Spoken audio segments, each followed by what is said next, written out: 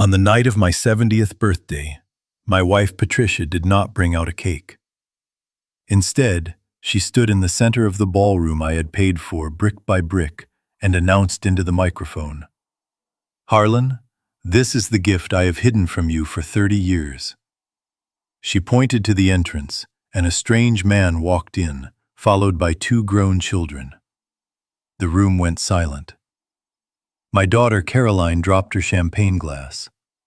The man walked right up to my wheelchair, patted my cheek, and whispered, "Happy birthday, old man.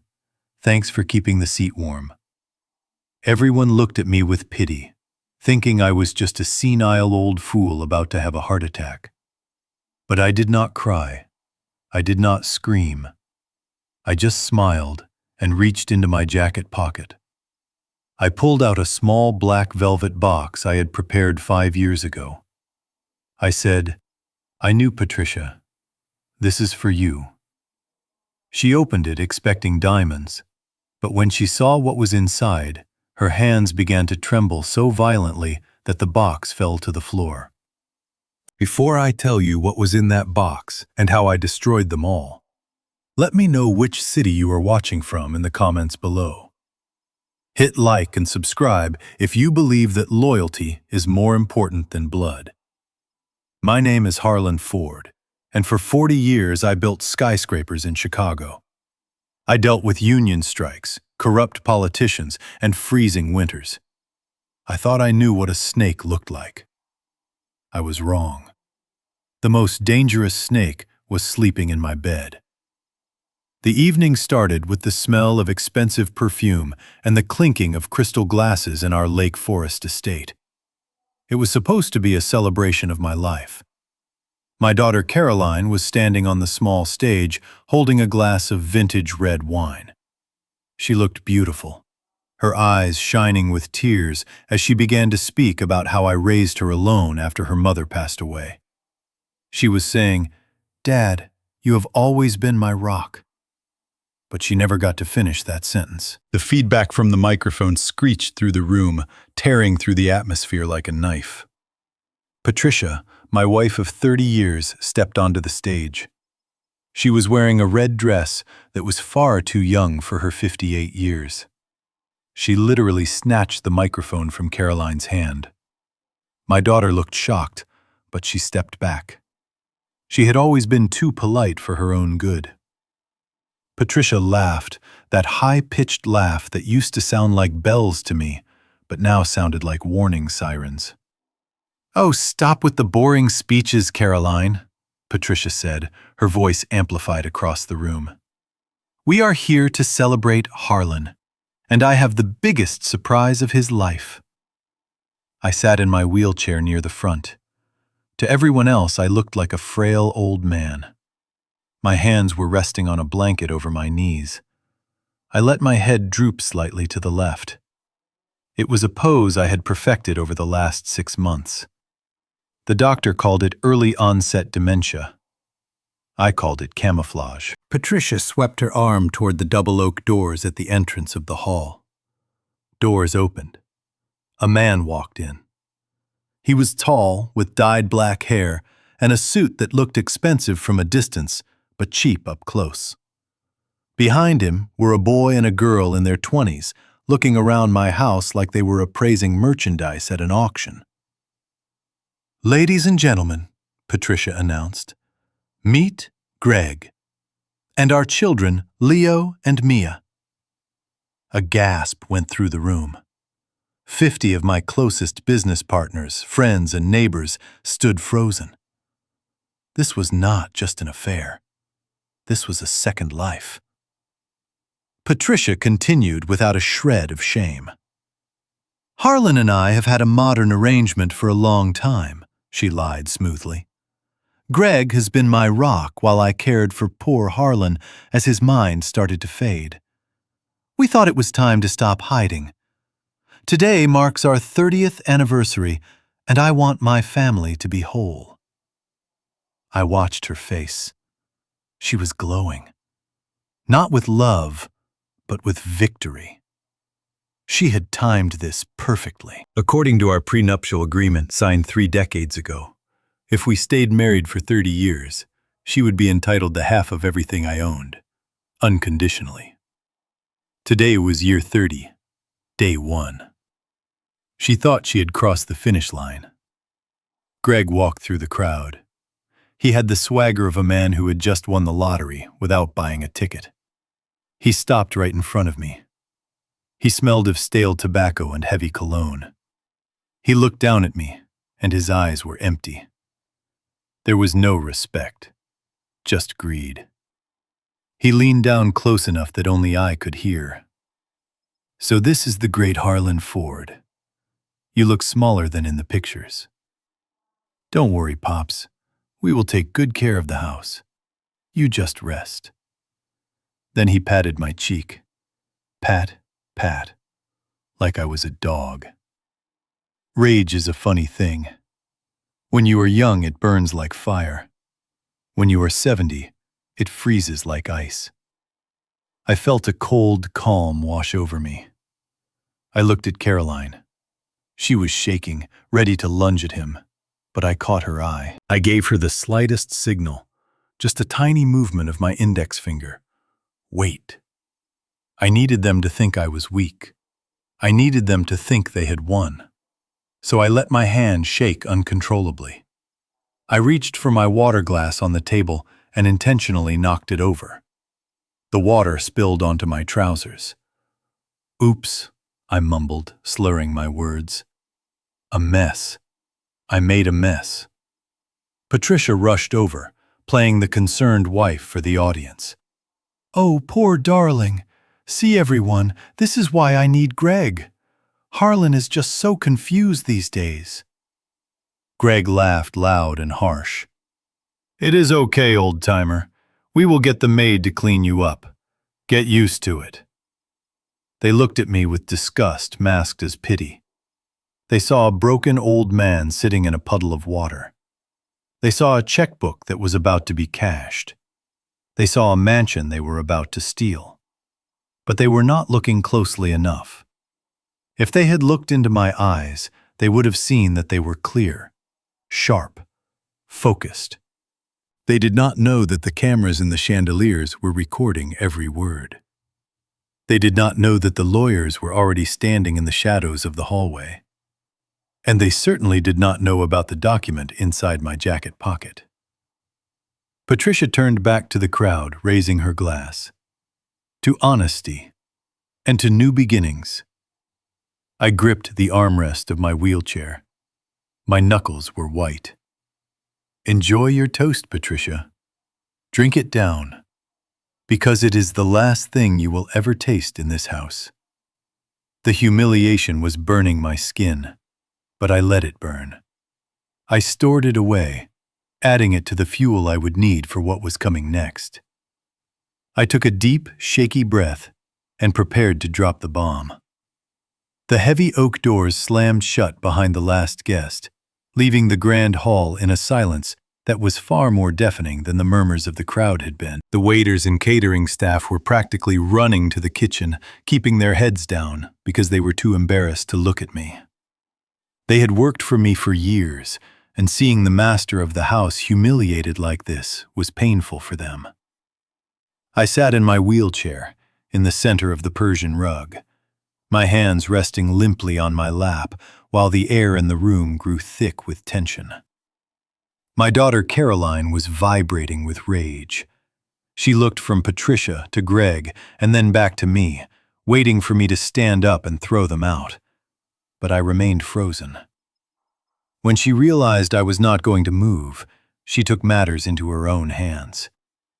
"You are disgusting," Caroline screamed at Patricia, her voice cracking with emotion. "Get out of this house. Get out right now and take your trash with you." She lunged forward. Caroline had never been a violent person, but grief and anger can change anyone. She reached for Patricia, intending to drag her out by that red dress, but she never made contact. A massive hand intercepted her arm. I had not noticed the man standing in the shadows of the hallway until now. He was built like a vending machine, wearing a black t-shirt that strained against his biceps. One of Greg's people, a bodyguard. He shoved Caroline back with effortless cruelty, sending her stumbling into the side of the sofa. "Hey, watch it, princess," the bodyguard grunted. Caroline gasped, clutching her arm, looking at me with wide, terrified eyes. "Dad, did you see that? Do something!" I felt a surge of adrenaline hit my bloodstream, so hard it almost broke my cover. I wanted to stand up, grab the fireplace poker, and teach that thug a lesson about touching my daughter. My muscles twitched. My heart hammered against my ribs, but I forced myself to take a shallow, rattling breath. I looked at Caroline with cloudy, confused eyes and did nothing. To act now would be to lose the war. I had to sacrifice the battle. Patricia walked over to the bodyguard and placed a calming hand on his arm before turning her gaze to Caroline. She had the audacity to look disappointed, like a mother scolding a toddler. "Calm down, Caroline," Patricia said, smoothing the front of her dress as if she had just been jostled by a breeze. "You are overreacting. We are all adults here. This is the 21st century, and families come in all shapes and sizes." She walked over to me and stood behind my wheelchair, placing her hands on my shoulders. Her touch made my skin crawl. It felt like a branding iron. "Tell her, Harlan," she purred, leaning down so her perfume filled my nose. "Tell her that you understand. Look at you. You are 70 years old. You are tired. Your mind is wandering. You need a nurse, not a wife." "But I am still young. I still have needs. I have so much love to give."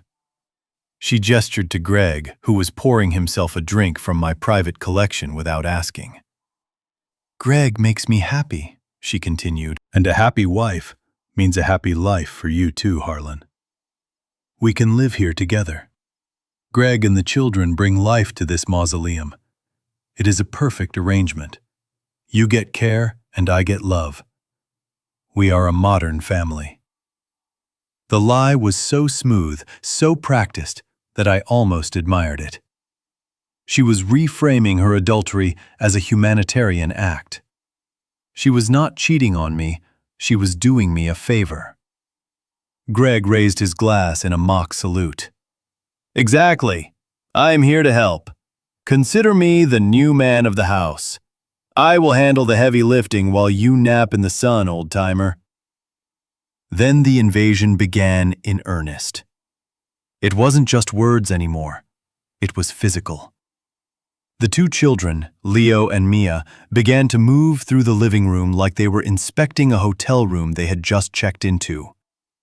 They had no respect for the history of the place, for the artifacts I had collected over 40 years of travel. Mia, the girl, picked up a Ming vase from the mantelpiece. She held it by the neck, swinging it carelessly. "This place is so dusty," she said, wrinkling her nose. "It smells like old people." "We need to gut this room, Mom. Paint everything white. Get rid of this heavy wood. It is depressing." Patricia laughed. "Whatever you want, sweetie. We will call the decorators tomorrow." My heart seized. That vase was the last gift my first wife gave me before she died. But I kept my face blank. Leo, the boy, was worse. He didn't just look, he claimed. He walked straight past me into my study, which connected to the living room. The double doors were open. My study was my sanctuary.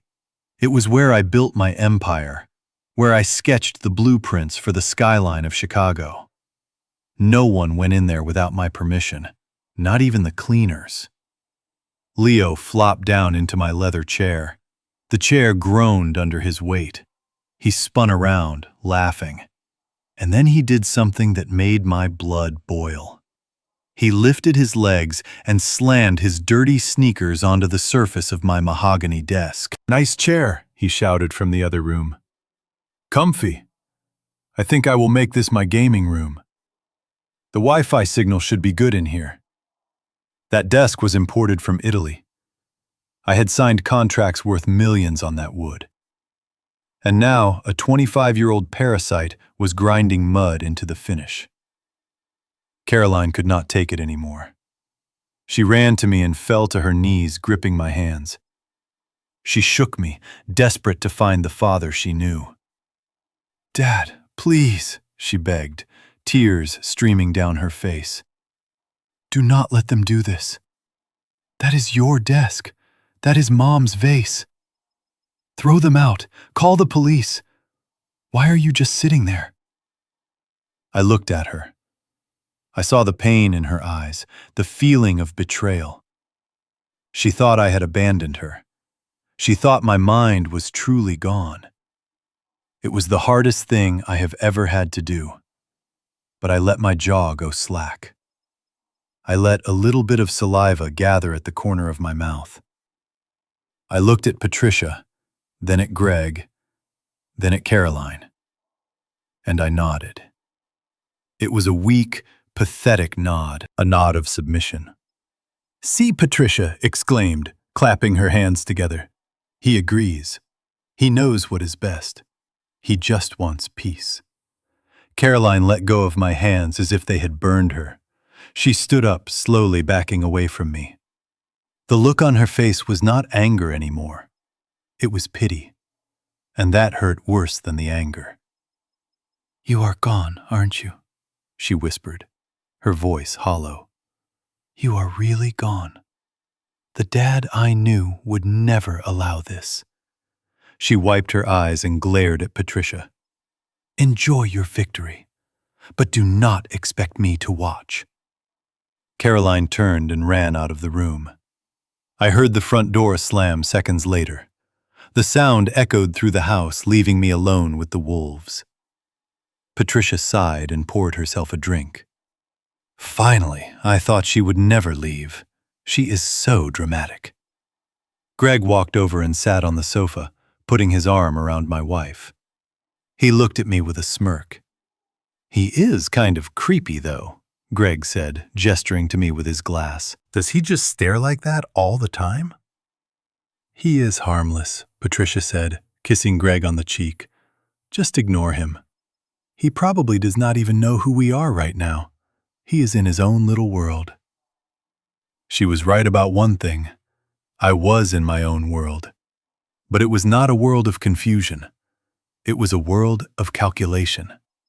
I watched Leo spinning in my chair. I watched Mia judging my wife's vase. I watched Greg touching my wife. And I memorized everything. Let them get comfortable, I thought. Let them put their feet up. Let them think they own the place. Because the higher they climb, the harder the fall will be. And I was going to be the one to cut the ladder. Patricia walked over to the sound system and turned on some loud, modern pop music that shook the bass in the floorboards. She began to dance with Greg in the middle of my living room, celebrating their conquest. I closed my eyes halfway, pretending to doze off. But behind my eyelids, my mind was sharp. I was reviewing the plan. Step 1 was complete. The enemy was inside the gates. They felt safe. They felt victorious. Now it was time to move to step 2. I needed to separate the sheep from the goats and find the weak link in their chain. And looking at the boy Leo, who was currently trying to pick the lock of my desk drawer, I knew exactly where to start. The invasion was complete. But the occupation would be shorter than they could ever imagine. I took a deep breath, inhaling the scent of their cheap cologne and stale ambition, and I waited for the night to fall. The guest bedroom of my own house felt cold that night, even though the heating system was running perfectly. I lay on the stiff mattress, staring up at the unfamiliar shadows dancing on the ceiling.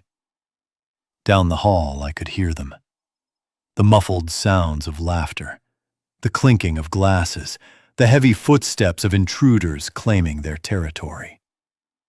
My wife was in our master bedroom, likely in the arms of another man celebrating her victory. My son-in-law, if I could even call him that, was likely raiding my wine cellar.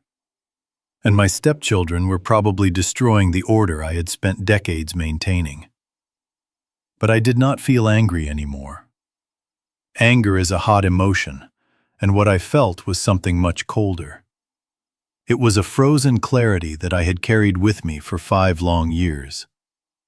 As the clock on the bedside table ticked past 2 in the morning, my mind drifted away from the snow-covered trees of Chicago. It traveled back in time to a humid afternoon in Florida, to the day I died and came back to life as a different man. It was 5 years ago at our vacation home in Boca Raton. The sun was blazing hot, reflecting off the white tiles of the patio. I remembered the smell of the ocean mixed with the heavy scent of jasmine from the garden. I was sitting by the pool reading a report from my structural engineer. Patricia was sitting across from me, wearing a large sun hat, flipping through a fashion magazine. We looked like the perfect retired couple, enjoying the fruits of our labor. But the rot was already there, hidden beneath the surface. I reached for my glass of iced tea, and that was when it happened. The glass slipped from my fingers. It didn't just fall. It felt like my hand had suddenly ceased to exist. The glass shattered on the patio stones, sending shards and ice everywhere. I tried to stand up to apologize, to call for the housekeeper, but my legs turned to water. The world tilted violently to the left. A roaring sound filled my ears like a jet engine taking off inside my skull. I collapsed. I hit the ground hard, my cheek pressing against the warm, rough stone. I tried to push myself up, but the entire left side of my body was dead weight. It was a stroke. I knew what it was immediately. My father had died of one. I knew that in moments like this, time was everything. Seconds meant brain cells. Minutes meant life or death. I looked up at Patricia. My vision was blurring at the edges, tunneling down to a single point. I saw her lower her magazine slowly. She did not scream. She did not jump up and run to me. She did not fumble for her phone to dial 911. She just watched. Her eyes were hidden behind dark sunglasses, but I could see the set of her mouth. It was a straight, hard line. She looked at me the way one looks at a broken appliance that is no longer under warranty. A nuisance. A problem that was about to solve itself. "Help," I tried to say, but the word came out as a garbled, wet groan. My tongue felt too big for my mouth. Patricia stood up. She smoothed her silk caftan and walked over to where I lay. She stood over me, blocking out the sun. For a moment, I thought she was coming to check my pulse. I thought she was going to save me. But she stepped over my legs and walked to the patio table where her phone was lying. She picked it up. I felt a surge of relief. She was calling for help. But then I heard her voice. It was calm. Terrifyingly calm. "David," she said, "I am sorry to bother you on the weekend. Yes, I know it is Sunday. I have a quick question about the estate planning." I lay there, my heart hammering against my ribs, a prisoner in my own failing body, listening to my wife talk to her lawyer while I lay dying. "If Harlan were to pass away due to natural causes before the 30-year mark," she asked, twirling a lock of hair around her finger, "does the trust fund still revert to Caroline, or do I get executor status immediately?" Silence. She listened to the answer. I could not hear what David was saying, but I saw Patricia frown. "I see," she said. "So if he survives but is incapacitated, I get power of attorney. But if he dies today, the prenuptial agreement limits my share.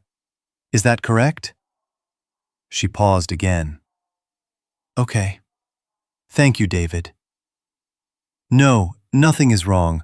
We are just reviewing some papers and got into a debate. You know how Harlan is. He is fine. He is just swimming. She hung up the phone. She placed it back on the table face down.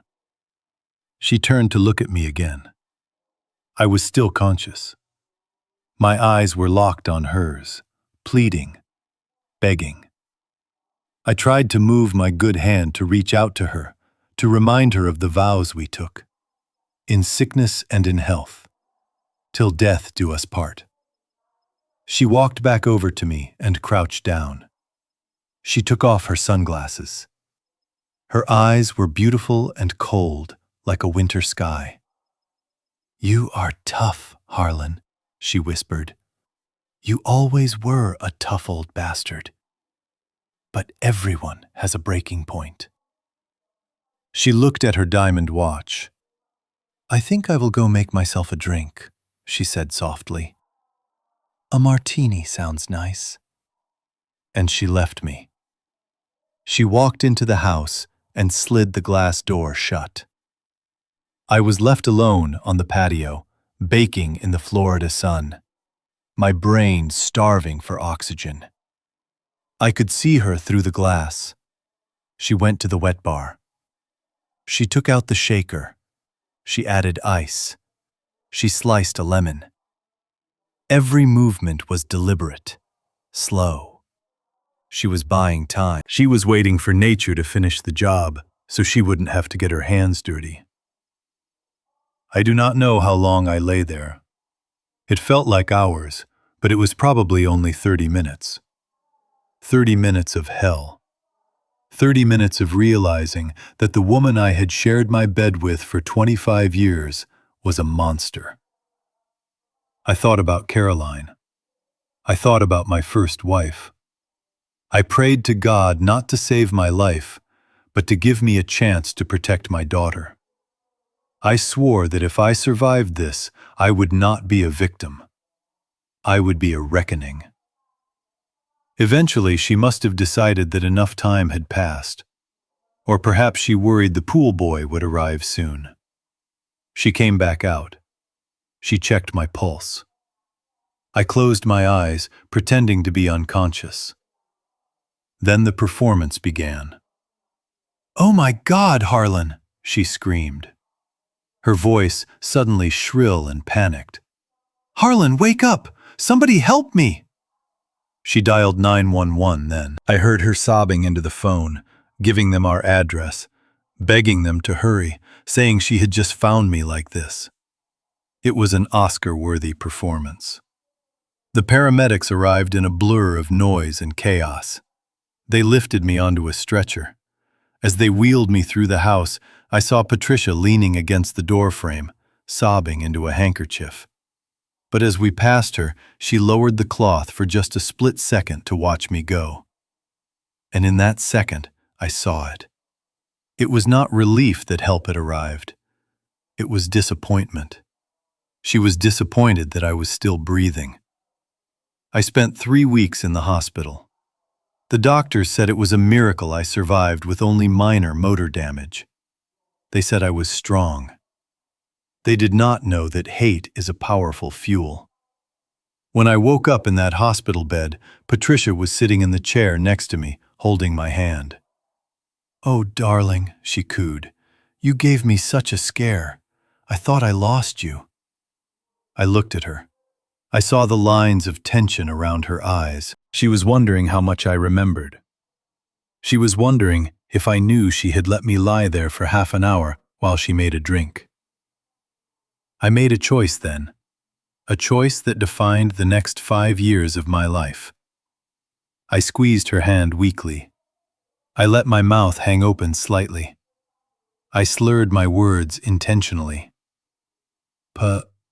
Patricia? I stammered. What happened? I was swimming? I saw the tension leave her shoulders. She smiled.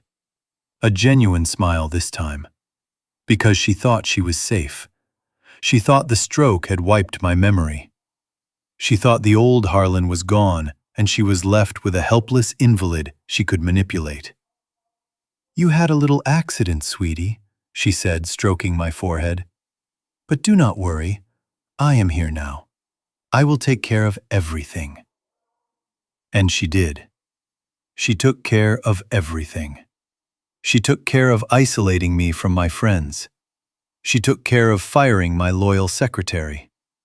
She took care of bringing Greg into our lives under the guise of a financial advisor. Lying in the guest bed in Chicago, I clenched my fist. My left hand was weaker than my right, a permanent reminder of that day. But it was still strong enough to crush a throat if it had to. But I was not a violent man. Violence is for people who cannot think. For 5 years I had played the fool. I had let her treat me like a child. I had let her humiliate me. I had let her bring her lover into my house. All to reach this moment. All to ensure that when I struck back, I would not just wound her. I would destroy her completely. The first crack in my heart had happened on that patio in Florida. But tonight, that crack had become a canyon, and Patricia was about to fall into it. I closed my eyes and finally drifted into a light sleep. The sounds of the party dying down the hall. Let them laugh, I thought. Let them drink my wine. Tomorrow the hangover begins. And it will be a hangover that lasts the rest of their miserable lives. 4 years ago, the investigation did not begin in a high-rise office with marble floors and expensive coffee. It began in a place that smelled of stale grease and regret. I was sitting in the back booth of a roadside diner called the Rusty Spoon, about 20 miles outside of the city limits. It was raining that night. A cold, relentless Chicago rain that slashed against the windows like it was trying to break in. I was wearing a baseball cap pulled low over my eyes and a coat that was far too old for a man of my net worth. I blended in with the truck drivers and the weary shift workers nursing their black coffees. I was not Harlan Ford, the construction tycoon, that night. I was just a man looking for answers he did not want to find. The man I was meeting was named Miller. He was a former detective who had been kicked off the force 10 years prior for cutting corners and breaking rules. He was rough around the edges, and he had the manners of a stray dog. But he was the best private investigator in the state because he did not care about politeness. He only cared about the truth. Miller slid into the booth opposite me. He did not say hello. He did not shake my hand. He simply dropped a thick manila envelope onto the sticky table between us. The sound it made was heavy, like a judge's gavel hitting the bench. Miller signaled the waitress for coffee and then looked at me with eyes that had seen every sin humanity was capable of committing. "You are not going to like this, Mr. Ford," Miller said, his voice raspy from years of chain smoking. "In fact, you are going to wish you had never hired me." I looked at the envelope. My hand hovered over it. For a second, I hesitated. Once I opened that flap, there was no going back. Ignorance is a luxury, and I was about to bankrupt myself of it. "Just tell me," I said. "Is she seeing someone?" Miller laughed, a dry, humorless sound. "Seeing someone is the least of your problems. Your wife Patricia told you her friend Greg was a venture capitalist, right? A high-flying investor from Silicon Valley who was helping her manage her portfolio." I nodded. That was the story. Greg was supposed to be a genius with startups. Miller reached into the envelope and pulled out a stack of photographs. He spread them out on the table like a winning poker hand. "Meet Greg the genius," Miller said with a sneer. The photos did not show a boardroom. They did not show a tech campus. They showed the bright neon lights of Las Vegas. In one photo, Greg was sitting at a blackjack table at the Bellagio. His tie loosened, his face slick with sweat. In another, he was slumped over a slot machine, looking like he had just lost his soul. In the third, he was being escorted out of a casino by two large security guards. "He is not an investor," Miller continued. "He is a whale. But not the good kind. He is a degenerate gambler. Harlan, the guy owes money to people you do not want to meet. He is banned from 3 major casinos. He is drowning in debt." I picked up one of the photos. Greg looked pathetic, desperate. This was the man Patricia was infatuated with. This was the man she had brought into my home. "But where is he getting the money?" I asked. "If he is broke, how is he living this lifestyle? How is he flying first class?" Miller pulled out the second part of his report. These were bank statements, pages and pages of highlighted transactions. "This is where it gets ugly," Miller said, lowering his voice. "Patricia has been very clever. She set up a charity foundation about 3 years ago, the Angels of Hope. Sounds nice, doesn't it? She told you it was to help orphans in Eastern Europe." I remembered. I had signed the checks myself. I was proud of her for wanting to give back. "It is a shell company," Miller explained. "The address for the charity is a P.O. box in a strip mall in Nevada. The money goes in from your joint account, and it goes out the next day, directly to shell accounts controlled by casino debt collectors. She is not feeding orphans, Harlan. She is feeding the slot machines.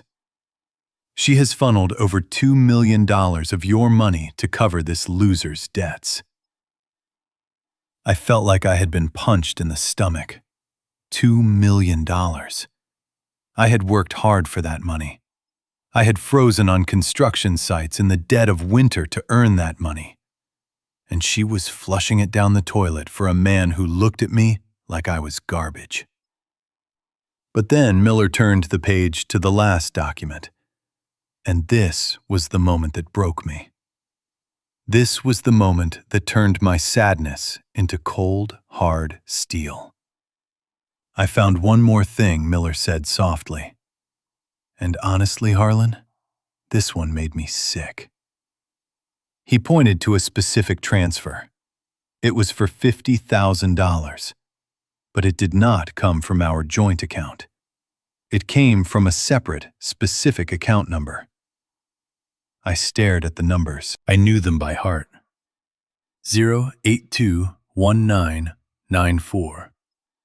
That was not just a bank account. That was the Mary Ford Scholarship Fund. My breath caught in my throat. My vision blurred. Mary was my first wife, the love of my life. She had been a teacher, a woman who believed that education could save the world. When she died of cancer 30 years ago, I sold her car, her jewelry, and everything she owned to start that fund. Every year on her birthday, I added to it. That money was sacred. It was meant to send underprivileged kids to college. It was Mary's legacy. It was the only piece of her I had left in this world. Patricia knew that. Patricia knew that account was untouchable. She took it, Miller said, reading the look on my face. She drained it 3 months ago. She forged your signature on the transfer authorization. The fund is empty, Harlan. There is nothing left. No scholarships this year.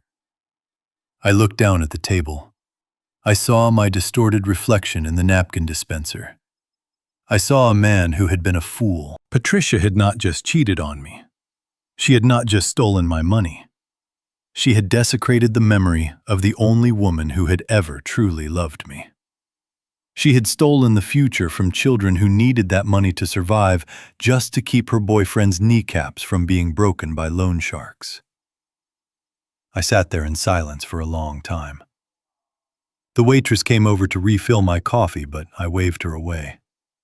The rain pounded harder against the glass, matching the rhythm of the rage building inside my chest. Mr. Ford Miller asked cautiously, "What do you want to do? We have enough here for a divorce. We can go to the police. I can have Greg arrested for fraud by tomorrow morning." I looked up at Miller. My eyes were dry. The tears I wanted to shed for Mary would have to wait. "No," I said. My voice sounded strange even to me. It was low and devoid of any warmth. "No police. Not yet." "Why not?" Miller asked, surprised. "Because if I arrest them now, they just go to jail," I said. "They lose a few years of their lives. That is not enough. They stole a legacy. They stole dignity. I want to take everything from them, Miller. I want them to think they have won. I want them to climb so high that when I kick the ladder out from under them, the fall will shatter every bone in their bodies." I reached into my pocket and pulled out a thick envelope of cash. I slid it across the table to Miller. "Keep digging," I ordered. "I want to know everything. I want to know where they eat, where they sleep, and who they owe money to. I am going to build a trap, Miller, and I am going to use their own greed as the bait." Miller looked at the cash. Then he looked at me. He nodded slowly, a look of respect crossing his rugged face. "You are the boss," he said. "I will get you what you need." I stood up and buttoned my old coat. I walked out of the diner into the pouring rain. The cold water felt good on my face. It felt like a baptism. The Harlan Ford who walked into that diner was a victim. The Harlan Ford who walked out was an executioner. I got into my car and looked at the photo of Greg one last time before tossing it onto the passenger seat. "Enjoy the money while it lasts," I whispered to the empty car. "Because I am coming for you, and I am bringing hell with me." The memory of that afternoon 2 years ago is etched in my mind with the sharpness of a diamond cutting glass. It was a Tuesday, a gray and overcast day in downtown Chicago. We were sitting in the office of Patricia's lawyer, David. The room smelled of expensive leather and moral decay. I was sitting in a chair that was slightly too low, a psychological trick lawyers use to make you feel small. Patricia was sitting next to me, holding my hand so tight her fingernails were digging into my skin. On the mahogany desk in front of us lay a document that was essentially a death warrant for my financial freedom. It was a durable power of attorney. David the lawyer cleared his throat and adjusted his glasses, avoiding my eyes. He pushed the document toward me. "Harlan," he said, his voice oily and insincere. "This is just a precaution. Given your recent episodes of confusion and memory loss, Patricia thinks it is best if she has the legal authority to handle your affairs. Just in case, you know. Just in case you forget to pay the bills or make a bad investment." I looked at Patricia. She had her sad face on, the one she practiced in the mirror. "Oh, honey," she said, squeezing my hand. "I just want to protect you. Remember last week when you forgot where you parked the car? What if you forget to pay the insurance premiums? What if you lose the house? I just want to take the burden off your shoulders." I remembered leaving the car at the mall because she had taken the keys from my pocket when I was napping and moved it. She was gaslighting me, creating a narrative of decline that did not exist. But I knew that if I fought her, if I refused to sign, she would just try harder. She would petition the court for guardianship. She would drag me through a humiliating public trial to prove I was incompetent. I could not let that happen. I needed her to think she had won, so she would stop looking for new ways to hurt me. I looked at the pen David was holding out to me. It was a heavy black Mont Blanc. I reached for it. But I did not reach with my right hand, which had signed billion-dollar contracts for 40 years. I reached with my left hand. I let my arm shake violently. I gripped the pen like a toddler learning to write. I leaned over the paper. The tip of the pen hovered over the signature line. I could feel the heat of their anticipation. They were like vultures waiting for the animal to finally stop kicking. I pressed the pen to the paper and scratched out a signature that was barely legible. It looked like the scrawl of a man whose nervous system was collapsing. It looked nothing like the signature on file at my bank. There I stammered, dropping the pen as if it were too heavy. "Is that okay?" Patricia snatched the paper up before the ink was even dry. She looked at it, and a flash of pure greed crossed her face before she hid it behind a smile. "It is perfect, darling," she said. "You did the right thing. Now you do not have to worry about anything ever again." David notarized it immediately, sealing the trap. They thought the trap was for me. They did not realize I had just handed them a weapon they would eventually use to shoot themselves in the foot. By signing with my left hand and intentionally altering my signature, I had created plausible deniability. But more importantly, I had given them the confidence to overreach. Flash forward to the present, to the night of the party. While I sat in my wheelchair in the living room, listening to the silence of the aftermath, Patricia and Greg were in the kitchen. They thought I was asleep. They thought I was a vegetable. But I was wide awake watching them on the monitor of my iPad, which was hidden beneath the blanket on my lap. The camera I had installed in the kitchen chandelier gave me a bird's-eye view of their celebration. They were popping another bottle of champagne. Greg was sitting on the granite counter, swinging his legs like a teenager. Patricia was leaning against the island, holding that power of attorney document like it was a holy scripture. "We do it tomorrow morning," Greg said, his mouth full of expensive caviar. "As soon as the markets open. We use this POA to liquidate the Class A shares. The old man has $50 million tied up in those construction bonds. We sell it all." Patricia laughed, throwing her head back. $50 million? Do you know what we can buy with $50 million, Greg? We can buy that villa in Tuscany. We can finally get rid of this gloomy house. And the boat. Greg interrupted. "Do not forget the boat. I saw a Sunseeker 80-footer in Miami. It is listed for $6 million. We can pay cash, Patricia. Cash." Imagine the look on the salesman's face.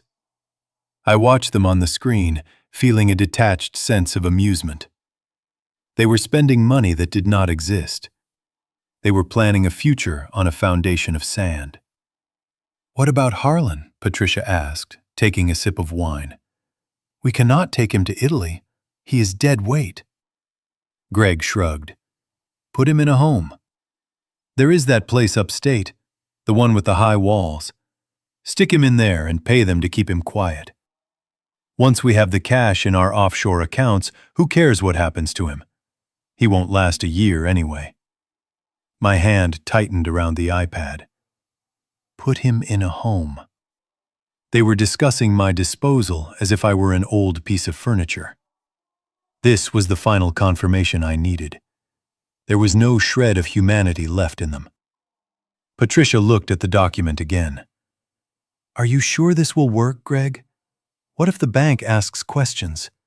His signature looks shaky." Greg hopped off the counter and grabbed her by the waist.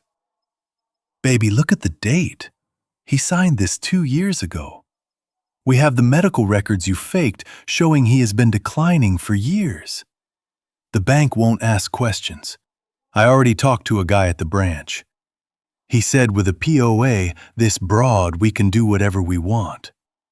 We can empty the accounts, close the safe deposit boxes, and sell the real estate. It is a license to print money." He kissed her neck. "By noon tomorrow, we will be richer than God." and Harlan Ford will just be a broke old man rotting in a nursing home. They clinked their glasses together. To the yacht, Greg said. To freedom, Patricia replied. I turned off the screen. I carefully placed the iPad back in the hidden pocket of my wheelchair. I sat there in the darkness, listening to the wind howl outside. They were right about one thing. By noon tomorrow, everything would change. But they were wrong about the direction the money would flow. They were going to walk into the bank tomorrow, armed with that power of attorney. They were going to try to access accounts that I had legally emptied and transferred to the irrevocable trust years ago. And when they tried to use that document to sell assets that no longer belonged to me, they would be committing bank fraud, federal wire fraud, identity theft. I had not just given them a rope. I had built the gallows, tied the noose, and showed them how to stand on the trap door. All they had to do was pull the lever.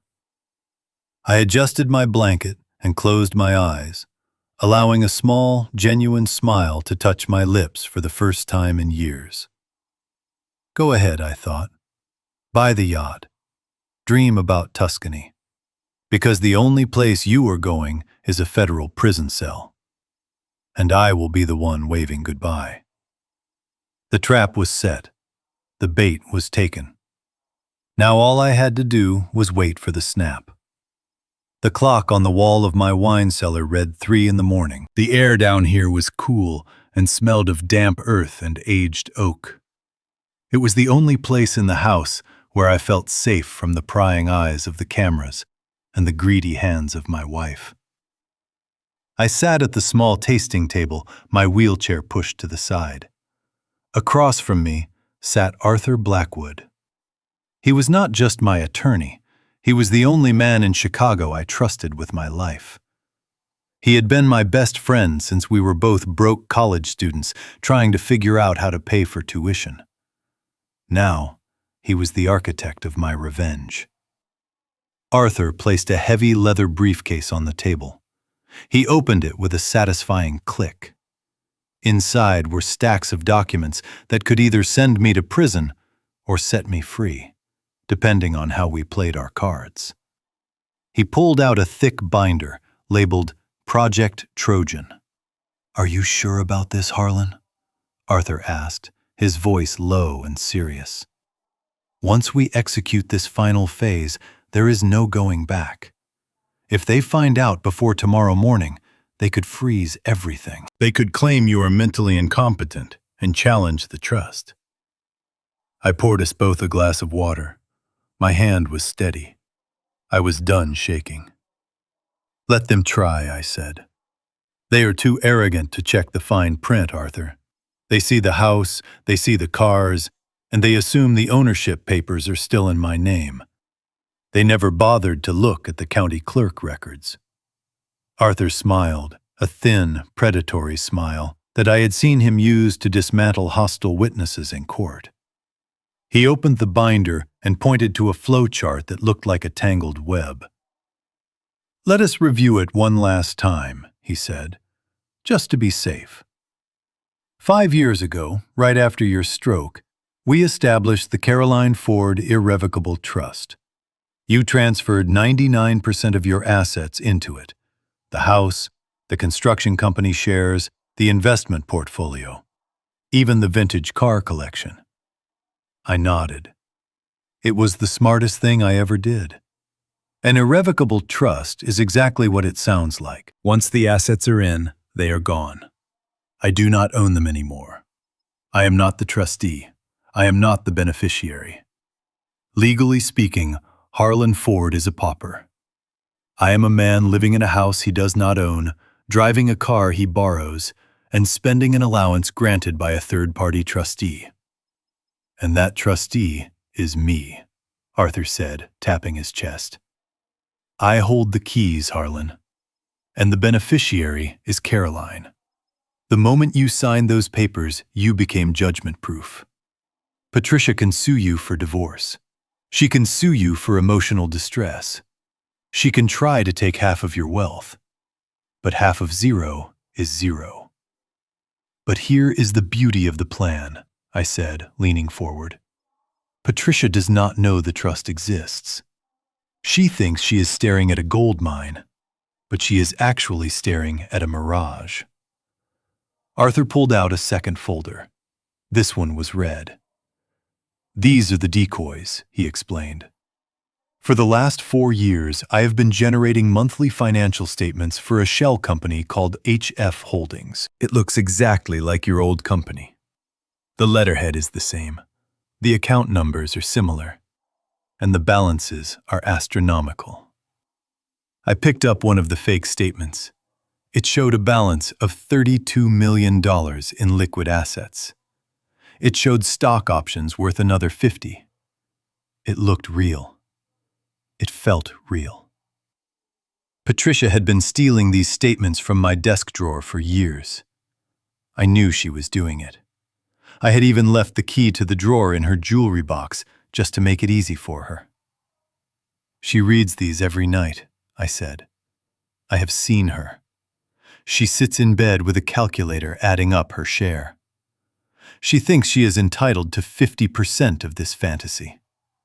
She is entitled to 50% of a company that has zero assets and a registered agent in a strip mall in Delaware, Arthur corrected.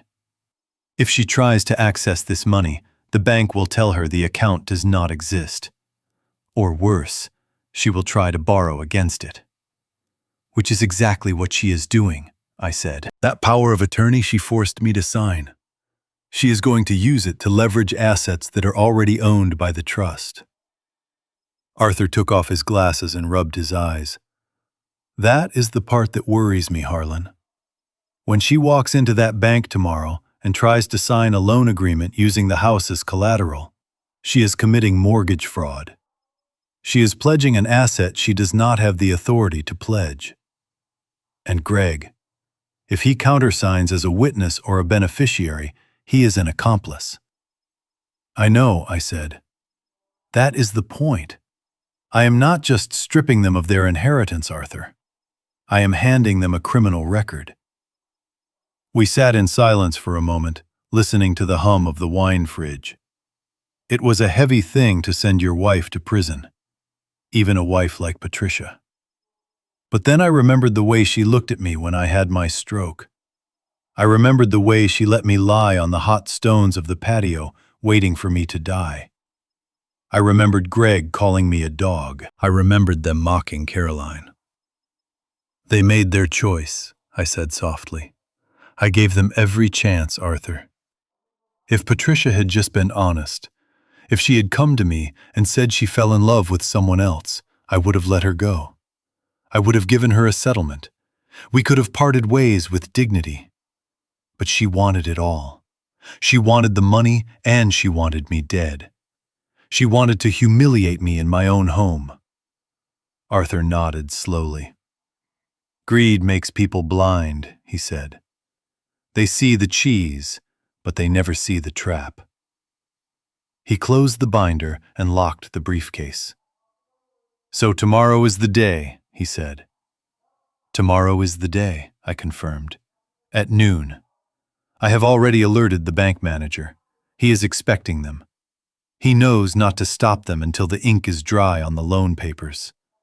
Once they sign, once they accept the wire transfer, the trap snaps shut. The FBI is already monitoring Greg's offshore accounts. As soon as that money hits, they will have him for money laundering too. Arthur stood up and extended his hand. It was a firm, warm handshake, the handshake of a man who knows he has won. You are a dangerous man, Harlan Ford, he said with a grin. I am glad I am on your side. I am not dangerous, I replied. I am just a father protecting his daughter, and a husband who is tired of sleeping with the enemy. Arthur left through the side door of the cellar, which led directly to the garden. I watched him go, disappearing into the shadows of the yard. I was alone again in the silence. I looked around the cellar at the bottles of wine I had collected over a lifetime. Some of these bottles were older than Patricia. They had aged well. They had character. They had substance. Unlike her. I wheeled myself over to the small safe hidden behind a row of Merlot. I spun the dial and opened it. Inside was the final piece of the puzzle. The USB drive containing the video evidence of their affair, and the audio recordings of them plotting to put me in a home. I took the drive and held it in my hand. It felt light, but it carried the weight of justice. I looked at my watch. It was now 4 a.m. The sun would be rising soon. Upstairs, Patricia and Greg were probably sleeping soundly, dreaming of yachts and villas. They were dreaming of a life without me. They did not know that their dream was about to become a nightmare. I wheeled myself back to the elevator that would take me up to the main floor. I needed to get back into bed. I needed to put my mask back on. I needed to be the shaking, senile old man for just a few more hours. But as the elevator doors closed, I caught a glimpse of my reflection in the glass. I was not smiling, but my eyes were burning. The Trojan horse was inside the walls. The soldiers were ready, and Troy was about to burn. 3 days before the curtain was set to rise on my final act, my body decided to betray me. It started with a chill that rattled my teeth, followed by a heat so intense I felt like I was back on the asphalt of a roofing job in the middle of July. My temperature spiked to 103 degrees. I was sweating through the sheets, my skin gray and clammy. For a man of 70, a fever like that is not just uncomfortable, it is a knocking at death's door. I pressed the call button I had installed by my bedside. It rang in the kitchen, where I knew Patricia was looking at catering menus for the party. It took her 20 minutes to come upstairs. When she finally opened the door, she did not bring a cool washcloth. She did not bring a glass of water. She brought a look of sheer annoyance, as if my sickness was a personal insult to her schedule.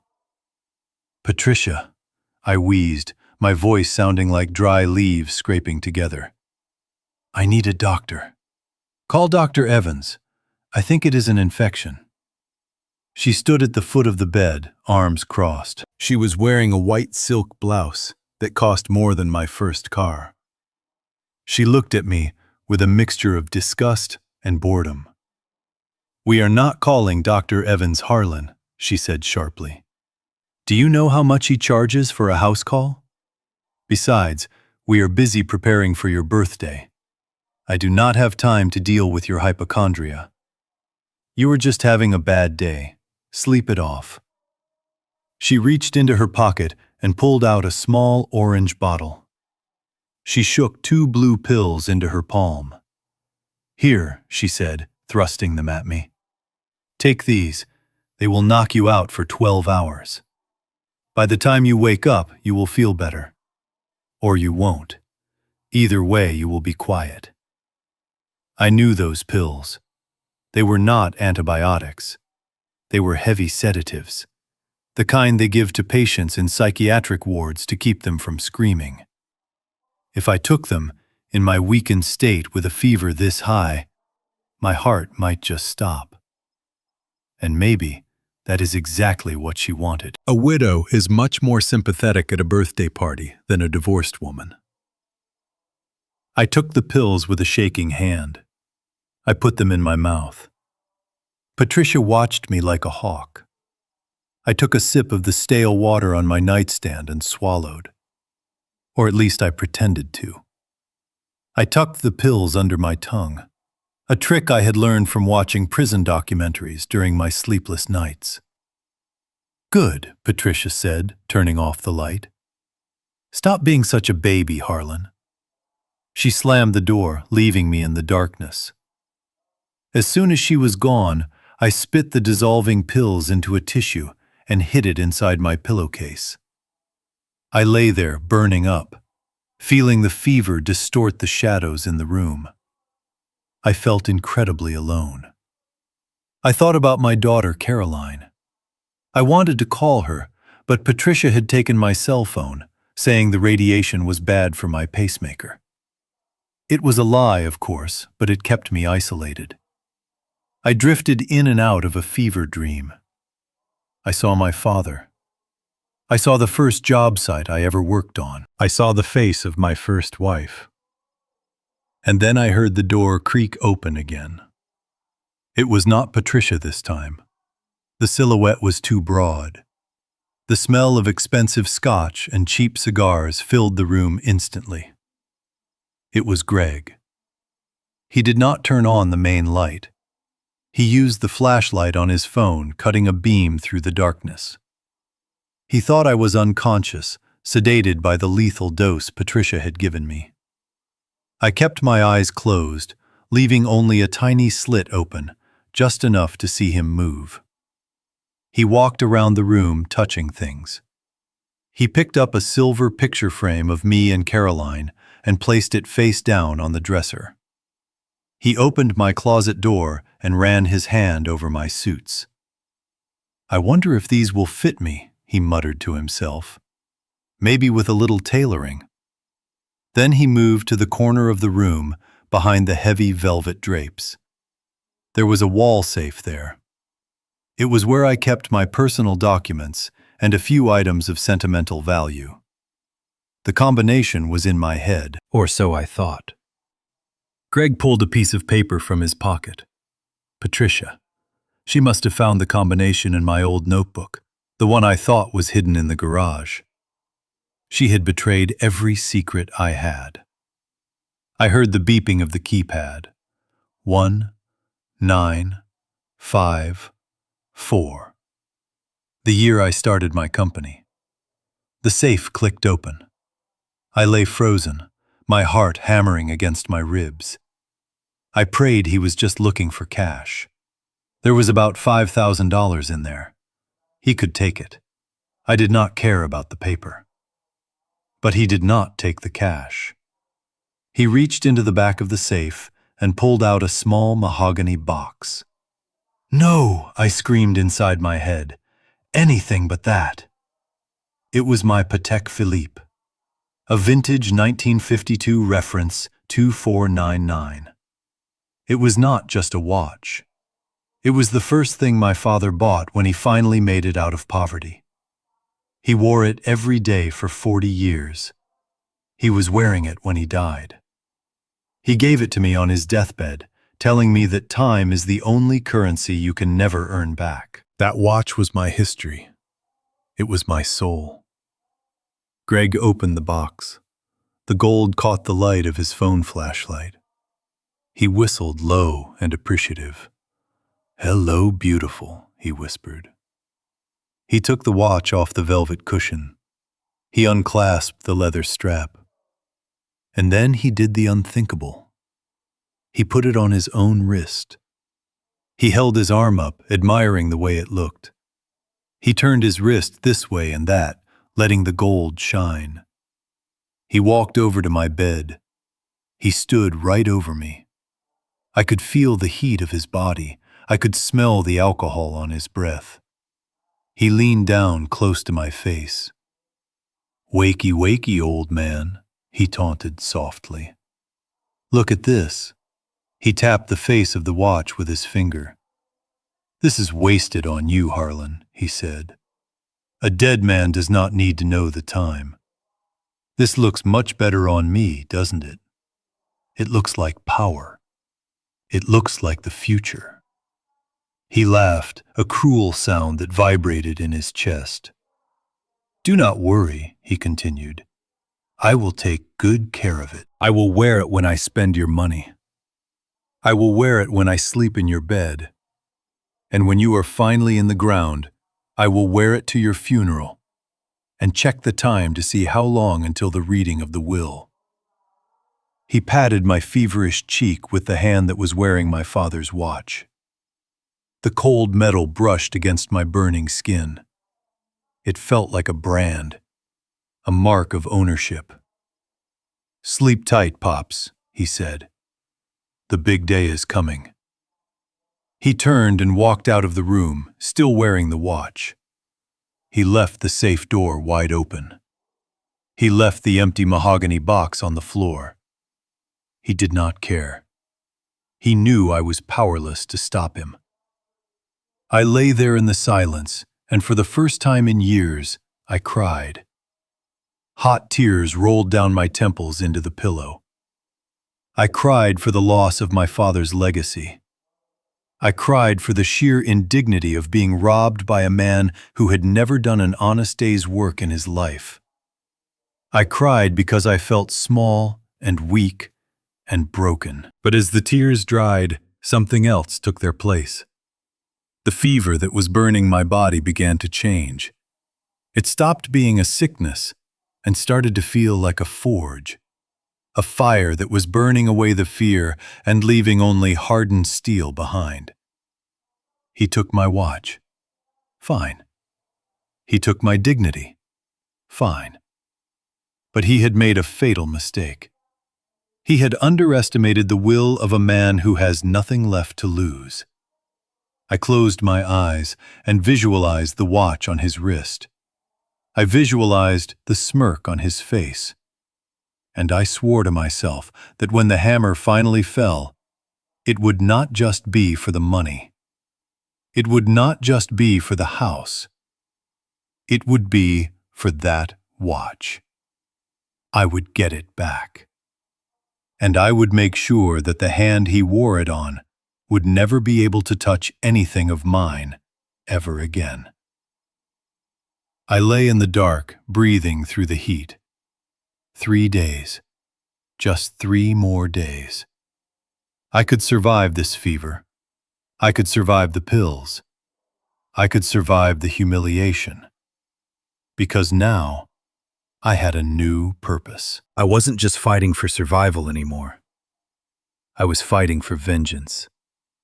And vengeance is the best medicine a man can ask for. The applause for Patricia's toast died down slowly, replaced by a murmur of confused whispers. The guests were shifting uncomfortably in their seats, holding their crystal glasses like shields. They did not know where to look. Should they look at the triumphant wife who had just confessed to a 30-year lie? Or should they look at the pathetic old man sitting in a wheelchair, soaking wet and trembling? Greg was leaning against the grand piano, looking like he had just conquered a kingdom. He took a sip of my scotch and winked at his son Leo, who was still lounging in my favorite chair. They thought the script was written. They thought the curtain was falling on the tragedy of Harlan Ford. But they were wrong. The curtain was just rising. And this was not a tragedy. It was a demolition. I sat there for one final second, savoring the silence. I looked at the watch on Greg's wrist. My father's Patek Philippe. It glinted under the chandelier lights, ticking away the seconds of their freedom. That watch was the signal. It was time. I stopped shaking. It happened instantly. One moment my hands were vibrating with a feigned palsy, the next they were as still as stone. I placed my palms flat on the leather armrests of the wheelchair. The leather was cool and smooth. I took a deep breath, filling my lungs completely for the first time in hours. The fever was gone. The fog was gone. The only thing left was the cold, hard, structural steel of my resolve. I pushed down. My triceps engaged. My legs, which everyone assumed were atrophied from months of disuse, locked into place. I stood up. The movement was slow, deliberate, and powerful. I rose from that chair like a titan rising from the earth. I straightened my back, pushing my shoulders down and lifting my chin. I felt my spine crack and align. I grew 3 inches in height, instantly transforming from a shriveled invalid into a 6'2" monument of a man. The sound in the room vanished. It was as if someone had sucked all the oxygen out of the air. A glass shattered somewhere in the back of the room, but no one turned to look. All eyes were on me. Greg dropped his glass. The scotch splashed onto his expensive shoes, but he did not notice. His mouth hung open, his eyes wide with disbelief. He looked like a deer staring into the headlights of a semi-truck that had just realized it was not stopping. Patricia gasped, her hand flying to her throat. "Harlan," she whispered. Her voice was trembling. "Sit down. You are confused. You are going to fall." I did not look at her. Not yet. I adjusted the cuffs of my jacket. I brushed the invisible dust from my lapel. Then I took a step. It was not the shuffle of an old man. It was the stride of the CEO who had walked the steel beams of skyscrapers in the wind. My dress shoes clicked rhythmically against the hardwood floor. Click, click, click. The sound echoed like a metronome counting down their doom. I walked past Greg. He instinctively took a step back, shrinking away from me. The arrogance had drained from his face, replaced by a primal fear. He was big, but he was soft. He saw something in my eyes that terrified him. He saw a predator. I walked up the 3 small steps to the stage. I moved with a grace that defied my age. I stood next to Patricia. Up close, I could see the heavy makeup cracking around her eyes. I could smell the fear coming off her in waves. It smelled sour. I reached out and took the microphone from her hand. She did not resist. Her fingers were limp. She was paralyzed by the impossibility of what she was seeing. The man she had drugged, gaslighted, and buried was standing next to her, and he was 10 feet tall. I tapped the microphone once. Thump. The sound boomed through the speakers, causing the guests to jump. I looked out at the crowd. I saw my lawyer, Arthur Blackwood, standing in the back corner, raising a glass to me with a small smile. I saw my daughter Caroline, her hands covering her mouth, tears streaming down her face, but her eyes wide with a dawning hope. I spoke. My voice was not the wheezing whisper they had heard for the last year. It was a baritone rumble, deep and resonant. The voice that had commanded thousands of workers and negotiated billion-dollar deals. "Thank you all for coming," I said. My voice filled the room, reaching every corner without effort. "I apologize for the theatrics, but sometimes to catch a rat, you have to play dead." A gasp rippled through the crowd. I turned to Patricia. She was shaking her head slowly, as if trying to deny the reality standing in front of her. "Harlan," she stammered. "But the doctor, the pills." "I threw the pills in the trash, Patricia," I said calmly. "Just like I am about to throw your plans in the trash. You thought I was weak. You thought I was senile. You thought you could parade your lover and his bastards in my house on my birthday, and I would just smile and drool." I took a step closer to her. She flinched. "You made a mistake, Patricia. You forgot who I am. I did not inherit this house. I built it. I dug the foundation. I poured the concrete. And I know how to tear it down." I reached into the inner pocket of my suit jacket. The movement was sharp. Greg flinched as if I were reaching for a gun. But I pulled out the small black velvet box, the same box I had held in the teaser, the box that contained the end of her world. I held it out to her. "Happy anniversary, darling," I said, my voice dripping with ice. "You said you wanted your family to be whole. You said you wanted honesty. Well, here it is." She stared at the box. She did not want to take it. She knew instinctively that whatever was inside was radioactive. But with 50 witnesses watching, she had no choice.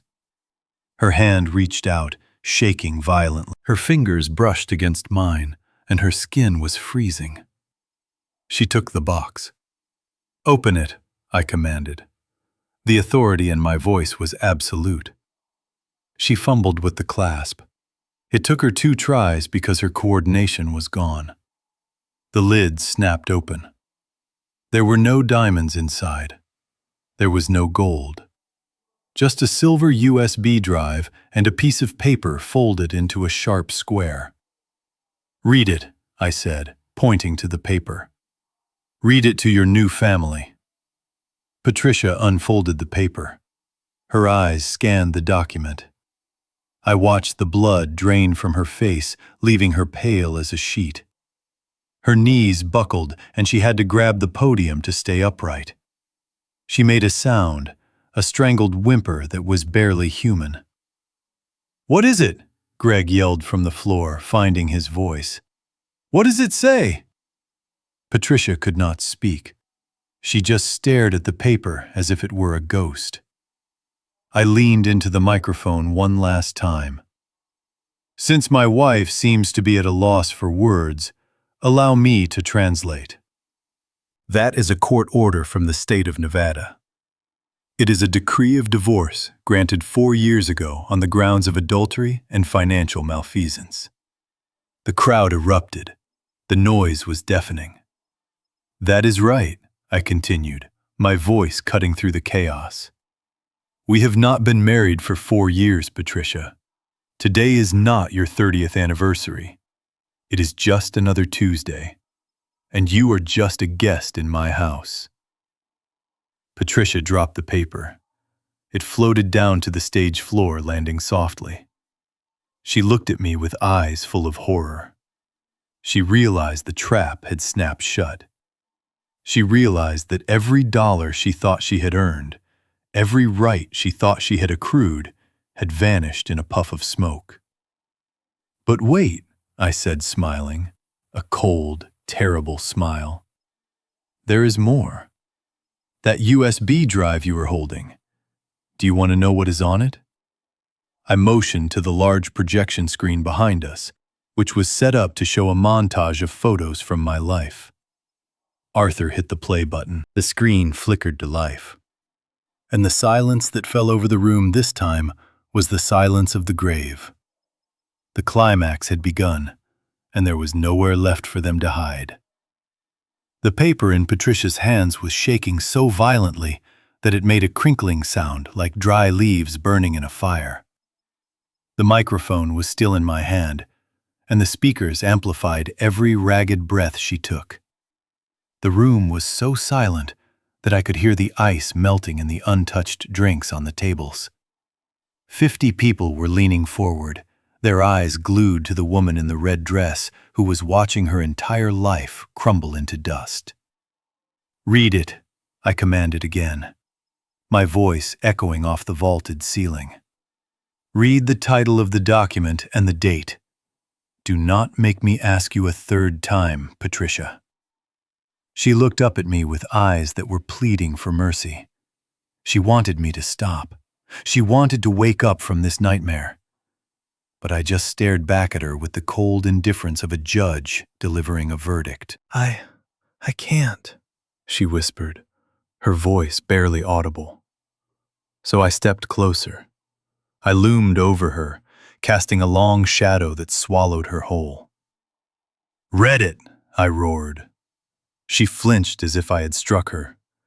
She looked down at the paper and began to read. "Decree of dissolution of marriage," she stammered. "State of Nevada, Clark County Family Court." "Keep going," I said softly. "Read the date, Patricia. That is the most important part." She swallowed hard. Her eyes darted back and forth across the page, trying to find a mistake, trying to find a way out. But there was no way out. The ink was black and permanent. "Date of entry," she read, her voice breaking into a sob. "October 14th, 2021. A collective gasp went through the room. The math was simple. The guests began to whisper. October 2021. That was 4 years ago. Patricia dropped the paper. It fluttered to the floor, landing next to the velvet box. She looked at me, shaking her head in denial. "No," she screamed. "This is fake. This is a forgery. We are married. We have been married for 30 years today. I am your wife, Harlan. You cannot just divorce me without me knowing. That is impossible." I laughed. It was a dry, harsh sound. Impossible is a word used by people who do not understand the law. "Patricia," I said, addressing the crowd as much as her. "You see, ladies and gentlemen, my dear ex-wife spent a lot of time in Las Vegas, visiting her friend Greg here. She thought she was being clever, hiding in a different state. But she forgot that when you commit a crime in a jurisdiction, you subject yourself to its laws." I walked over to the edge of the stage, looking down at Greg. He was sweating now, wiping his forehead with a silk handkerchief. "Nevada has some very interesting statutes regarding divorce," I continued. "Specifically, when one spouse can prove that the other is dissipating marital assets to fund an addiction or an extramarital affair, the court can grant an immediate divorce to protect the innocent party. And if the plaintiff can prove that notifying the defendant would result in physical harm or further financial theft, the judge can allow for service by publication or, in extreme cases, conceal the record entirely until the assets are secured." I turned back to Patricia. "I filed for divorce 4 years ago, Patricia. I submitted the evidence of your affair. I submitted the bank records showing you were stealing from the scholarship fund to pay Greg's gambling debts." The judge in Nevada was appalled. He granted the divorce immediately. He gave me full ownership of all assets as restitution for your theft. And because I told him I was afraid you would kill me if you found out before I could secure my estate, he sealed the file. I took a step closer to her, enjoying the look of absolute terror on her face. "You thought you were waiting out the clock," I said, my voice low and dangerous. "You thought you just had to keep the old man alive until the 30-year mark so you could trigger the clause in the prenuptial agreement. You thought that if we made it to 30 years, you would get half." I pointed to the paper on the floor. "But the clock stopped 4 years ago, Patricia. We were married for 26 years, not 30. You missed the milestone by 4 years. The prenuptial agreement stands. You get nothing. No alimony, no house, no pension." Patricia fell to her knees. It was not a graceful fall. She collapsed under the weight of the truth. She grabbed the hem of my trousers. "Harlan, please," she cried. "This cannot be real. We have lived together for the last 4 years. We slept in the same bed. You ate the food I cooked. We were husband and wife." I pulled my leg away from her grasp with a look of disgust. "No," I corrected her. "We were not husband and wife. For the last 4 years you have been a guest in my house. You have been a roommate.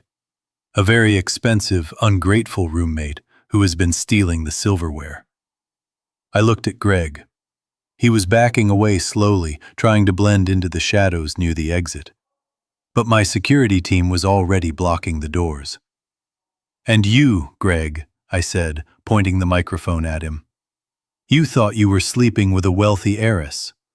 You thought you were waiting for her to cash out so you could buy your yacht. Well, I have bad news for you. You have been sleeping with a divorced, unemployed woman who has 0 assets to her name. She is broke, Greg. She has less money than you do." Greg stopped moving. He looked at Patricia, who was sobbing on the floor. The look on his face was not love. It was not concern. It was pure calculation. He realized he had wasted years on a bad investment. "You lied to me," Greg shouted at Patricia, his voice cracking. "You told me it was a done deal. You told me the money was ours." "I didn't know," Patricia wailed. He tricked me, Greg. He tricked us. I did not trick you, I said, cutting her off. I just let you believe your own lies. I let you live in this house. I paid for your clothes. I paid for your food. I even paid for the gas in the car you used to drive to see him. I did all of that so you would feel safe, so you would get sloppy, so you would bring him here tonight and give me the pleasure of destroying you both at the same time. The room was spinning for Patricia. I could see it in her eyes. The reality of her situation was crashing down. She was not the lady of the manor. She was a trespasser.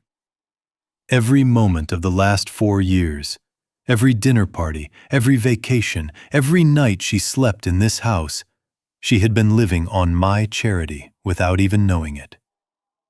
I looked at the guests. They were stunned. But I could see the judgment in their eyes. They knew Patricia. They knew how arrogant she had been. And seeing her stripped of her status, seeing her reduced to nothing, was a spectacle they could not look away from. But the divorce is just the beginning, I said, raising my voice to regain the room's attention. Being divorced means you have no claim to my money, but it does not explain why you are going to prison. Patricia looked up, her mascara running down her cheeks in black streaks. Prison, she whispered. Yes, prison, I said. Because while you were playing house, you and Greg made a very serious mistake. You tried to be clever with the finances. You tried to use legal documents to sell things that did not belong to you. I motioned to Arthur Blackwood. He stepped forward, holding the red folder. You see, I continued, since we were divorced 4 years ago, you had no legal right to act on my behalf. But yesterday, you walked into a bank and used a power of attorney document to sign a loan application. You claimed to be the wife of Harlan Ford. You claimed to have the authority to mortgage this house. I smiled. And that, my dear ex-wife, is called fraud. The realization hit her like a physical blow. She had signed the papers as Patricia Ford, wife. But she was not Patricia Ford, the wife. She was Patricia Ford, the divorcee. She had lied on a federal banking document. I watched Greg's face turn the color of ash. He knew what was coming. He tried to run. He actually turned and sprinted toward the French doors leading to the garden. Stop him, I barked. 2 of my security guards tackled him before he could reach the handle. He crashed into a table of hors d'oeuvres, sending trays of shrimp and silver platters clattering to the floor. The room was in chaos. Patricia was screaming. Greg was struggling on the floor. And I stood in the center of it all, the eye of the storm, calm and untouched. The marriage was a lie. The anniversary was a lie. Her future was a lie. The only thing that was real was the piece of paper on the floor, and the man standing above her, holding the remote control to the screen that was about to show the world exactly what kind of monster she really was. Get up, Patricia, I said coldly. The show is not over yet. We still have to watch the home movies. Greg was not a man who was used to losing. In the casinos of Las Vegas, he would double down when the cards were against him, convinced that luck was just one hand away.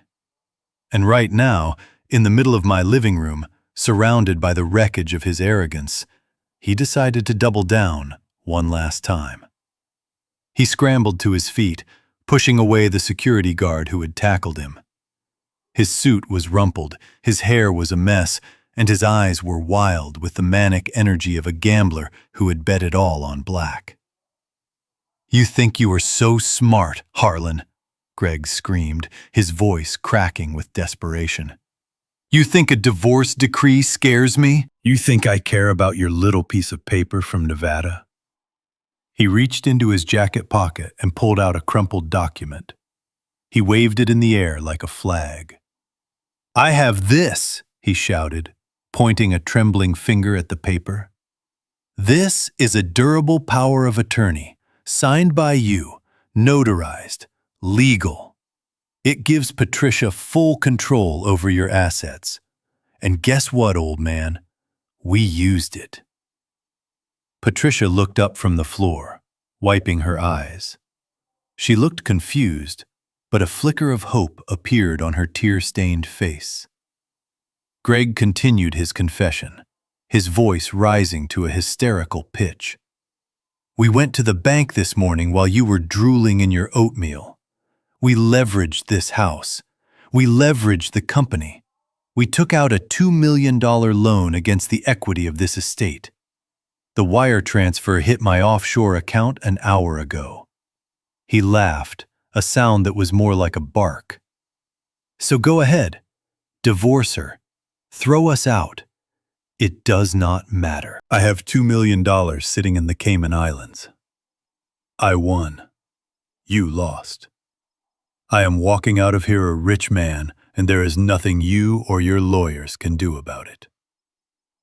The room went silent again. The guests looked at me with renewed pity. $2 million was a lot of money. Greg had raided the castle before burning it down. I looked at Greg. I did not look angry. I looked at him with the kind of soft disappointment a teacher might show a student who failed an open book test. "You mortgaged the house?" I asked calmly. "Yes," Greg sneered. "And the vacation home in Aspen. And the commercial warehouse on 5th Street. We took it all." I nodded slowly. I turned my head toward the back of the room where the shadows were deepest. "Arthur," I said, "would you mind stepping in here? I think these two financial wizards need a lesson in property law." Arthur Blackwood stepped out of the shadows. He walked toward the stage with the slow, inevitable gait of an executioner. He was holding a leather folio. He adjusted his glasses and looked at Greg with pure contempt. "Good evening, everyone," Arthur said, his voice crisp and professional. "My name is Arthur Blackwood. I am Mr. Ford's personal attorney." He turned to Greg. "I heard you mention a power of attorney document," Arthur said. "May I see it?" Greg clutched the paper to his chest. "You cannot touch this. It is binding." "Oh, I do not doubt that it is binding," Arthur said. "That document effectively allows Patricia to act as Harlan Ford. Anything Harlan owns, she can sell. Any account Harlan has, she can access. It is a very powerful piece of paper." Greg grinned, showing his teeth. "Exactly. So back off, lawyer. The money is mine." Arthur smiled back, but it was a smile that didn't reach his eyes. "There is just one small problem," Arthur said. "A tiny technicality, really. You see, in order to mortgage a house, Harlan Ford has to own the house. In order to leverage a company, Harlan Ford has to own the company." Greg frowned. "What are you talking about? He built this house. He runs the company."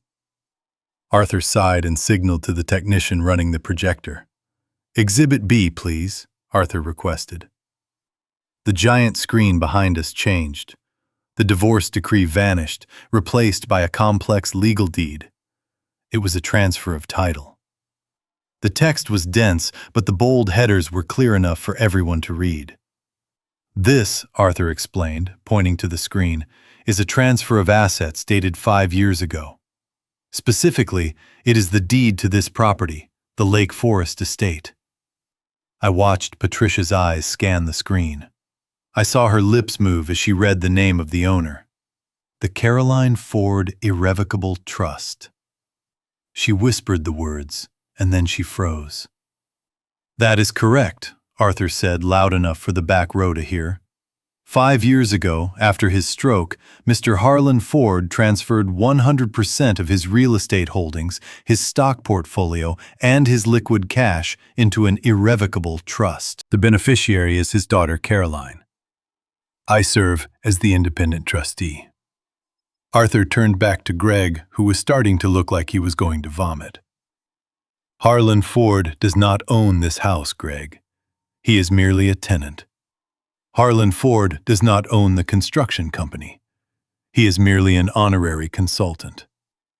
Harlan Ford does not have $2 million in equity to lend you. On paper, Harlan Ford is worth exactly $0. I stepped forward, taking the microphone back. Do you understand what that means, Greg? I asked, my voice dropping to a dangerous rumble. Greg shook his head, his mouth opening and closing like a fish out of water. No, he stammered. But the bank gave us the money. The wire went through. Of course it went through, I said, because I told the bank manager to let it go through. I wanted you to complete the transaction. Why? Greg whispered. Why would you let us take the money if you knew? Because I asked, leaning in close so he could see the fire in my eyes. Because attempting to defraud a bank is a crime, but actually succeeding at it? That is a federal felony. I pointed to the power of attorney in his hand. You used a document giving you power over my assets to pledge collateral that belongs to a trust, I said. You represented yourself as the owner of property you do not own. You signed federal loan documents swearing that the title was clear. Arthur stepped in to deliver the final blow. That is called bank fraud, Arthur stated coldly. Under Title 18 of the United States Code, Section 1344. It carries a maximum sentence of 30 years in federal prison. And since you wired the money to an offshore account, you also committed wire fraud and international money laundering. Patricia let out a scream. It was a high, piercing sound of pure terror. She scrambled to her feet and lunged at Greg. You told me it was legal, she shrieked, clawing at his face. You told me the lawyer checked it. You said we were safe. Greg pushed her away violently. I didn't know he yelled. How was I supposed to know he put it in a trust? He tricked us. He turned to me, his face red with rage and fear. You set us up, he screamed. You, entrapment! This is entrapment! I laughed. It was a genuine laugh this time.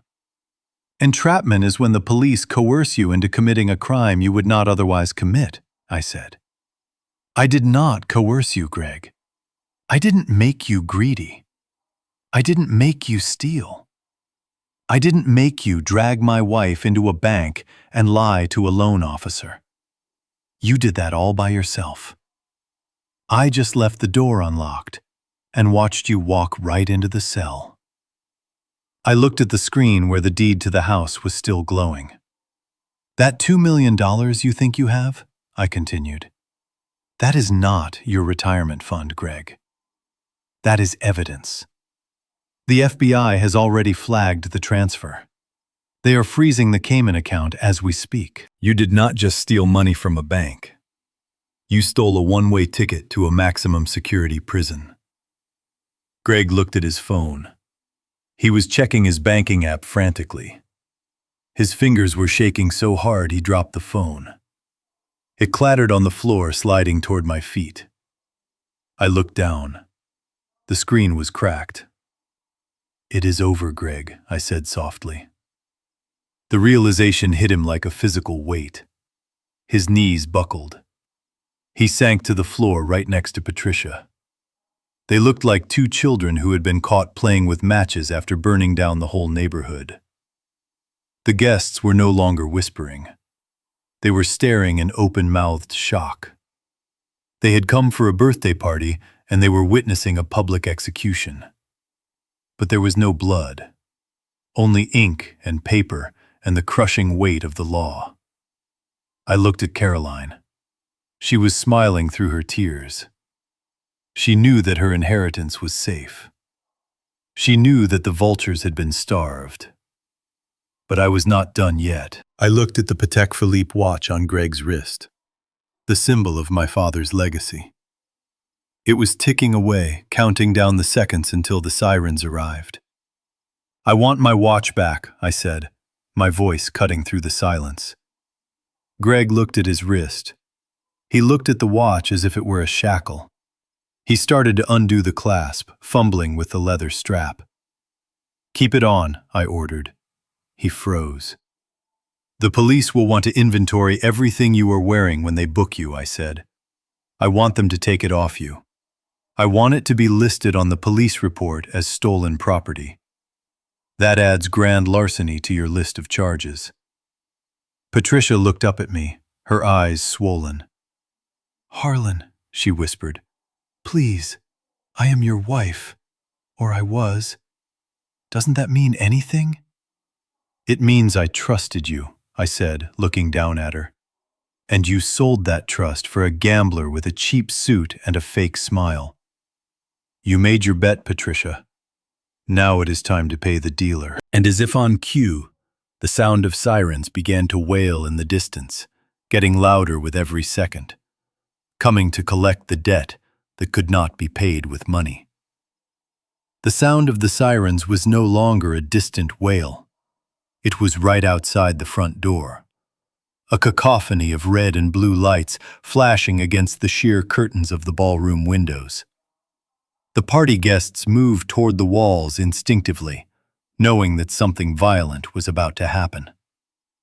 Greg sat on the floor, his expensive suit ruined, his face pale. He looked up at me with eyes that were trying to solve a math problem that had no solution.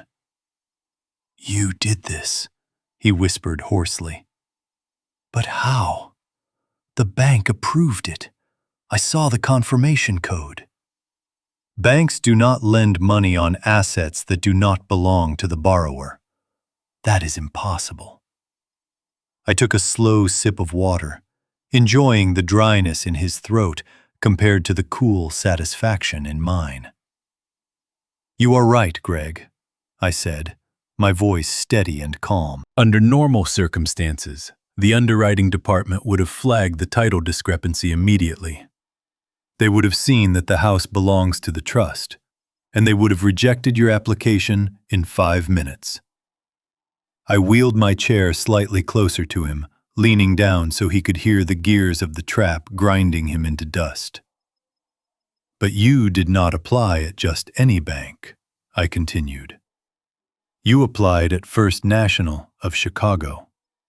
You chose them because Patricia told you that was where I did all my business. She told you they would be fast." Patricia looked up from her sobbing. Her mascara was a black smear across her cheek. "What did you do, Harlan?" she gasped. "I did nothing," I said. "But I have sat on the board of directors for First National for 20 years. I know the branch manager personally. When a loan application came in with my name on it, signed with a shaky hand and countersigned by a man with a credit score of 400, the manager called me. He called me yesterday morning, Greg." Greg flinched. "I told him to approve it," I said. "I told him to override the title search. I told him to process the wire transfer to your offshore account. I told him to let you think you had succeeded. Because if he had stopped you at the counter, it would have just been an attempt, a misdemeanor, a mistake. But by letting the money hit your account, we elevated the crime. It is now a completed federal offense. The money you received is not a loan, Greg. It is bait. And you swallowed it. Hook, line, and sinker." The front doors burst open with a crash that shook the walls. Federal agents. "Nobody move." 6 agents in windbreakers swarmed the room. They moved with the precision of a military unit. 2 of them went straight for Greg. They hauled him up from the floor by his armpits. He did not fight.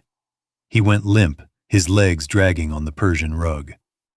The sound of the handcuffs clicking shut was the sweetest music I had ever heard. It was the sound of finality. "You have the right to remain silent," an agent barked, reciting the Miranda rights that Greg knew all too well. But the chaos was not over. The spotlight shifted to the two people who had been quietly trying to edge toward the kitchen exit: Leo and Mia. The children Patricia had brought into my home to replace my daughter. "Agent, secure the witnesses," I ordered, pointing at them. A female officer stepped in front of Leo, blocking his path. "I didn't do anything," Leo shouted, his voice cracking. "This is not my fault. I don't even know these people." He pointed a shaking finger at his own mother.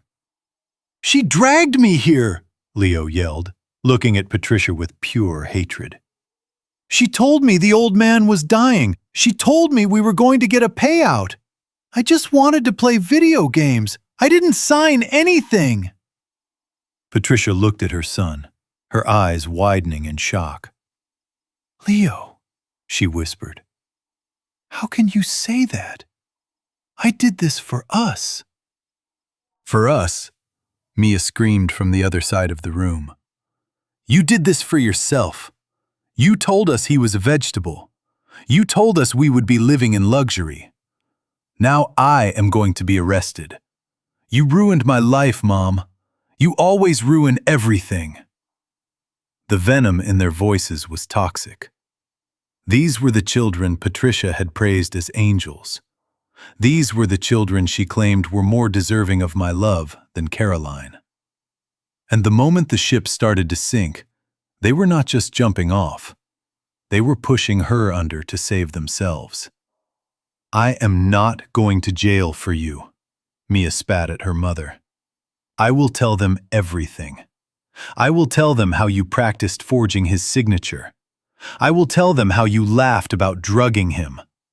I will tell them everything." Patricia shrank back as if she were being physically beaten. The betrayal of her lover was one thing, but the betrayal of her children, the fruit of her womb, was a knife in the heart that twisted with every word. The agents ushered Leo and Mia into the hallway to take their statements. They were not being arrested yet, but they were terrified. They were material witnesses to a conspiracy, and they were singing like birds to save their own skins. Greg was dragged past me toward the door. He stopped for a second, struggling against the agents. He looked at me. There was no arrogance left. Only the hollow look of a man who knows he is going to die in a cage. "The watch," I said, pointing to his wrist. "Take it off." The agent looked at me, then at the Patek Philippe. "It is stolen property, officer," I said. "It belonged to my father." The agent nodded. He unclasped the watch and handed it to me. I held it in my hand. The gold was warm from Greg's skin, but I wiped it on my handkerchief, purifying it. I put it in my pocket. Greg was shoved out the door into the flashing lights of the police cruisers. The room was suddenly quiet. The storm had passed, leaving only the wreckage behind. And standing in the center of that wreckage was Patricia. She was alone, truly alone. The guests had backed away from her, leaving a wide circle of empty floor around her.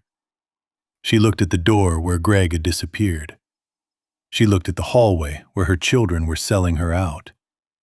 She looked at the paper on the floor that declared her divorced and destitute. She slowly turned her head to look at me. She looked small. The red dress that was meant to be her victory banner now looked like a costume. Her face was gray. Her hands were empty. "Harlan," she whispered. Her voice was broken, a jagged shard of sound. I did not speak. I just watched her. "I have nothing," she said. Her eyes were unfocused, staring at a future that had just evaporated. "The money is gone. The house is gone. Greg is gone. My kids hate me." She took a shaky step toward me. "Where am I supposed to go?" she asked. "I have no money for a hotel. I have no car. Harlan, You cannot just leave me on the street. I looked at Arthur Blackwood. He reached into his briefcase and pulled out a single envelope. He walked over and handed it to Patricia. "What is this?" she asked, her hands trembling as she took it. "It is a bus ticket," Arthur said coldly.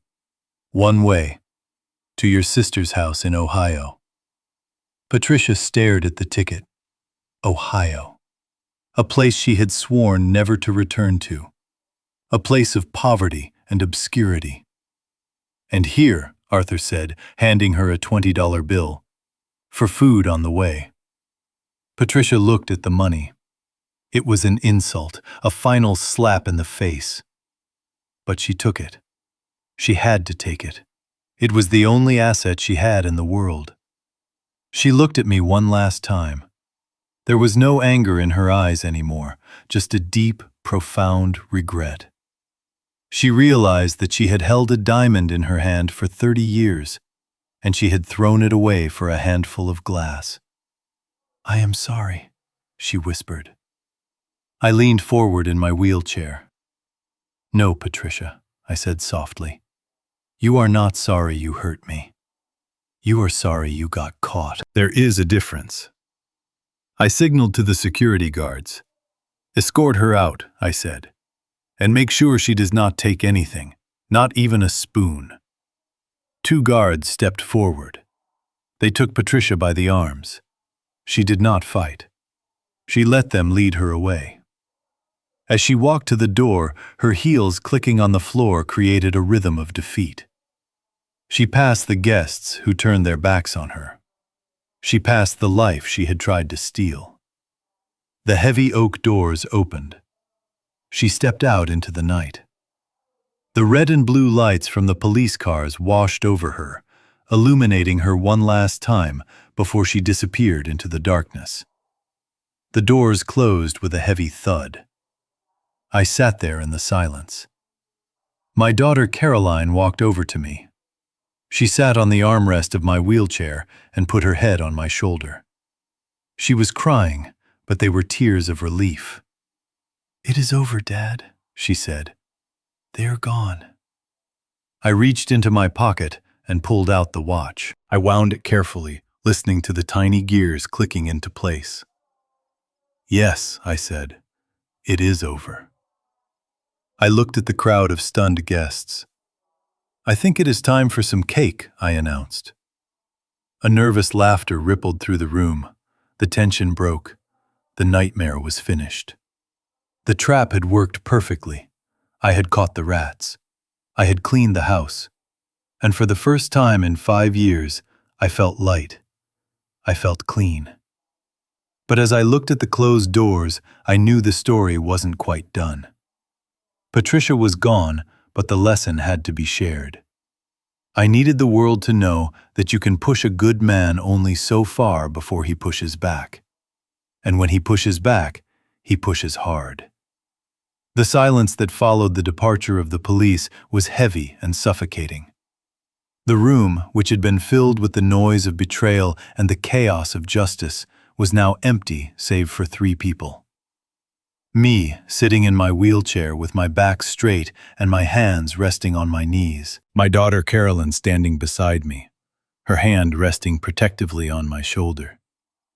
And Patricia, kneeling on the floor in the center of the room, surrounded by the debris of her shattered life. She looked up at me.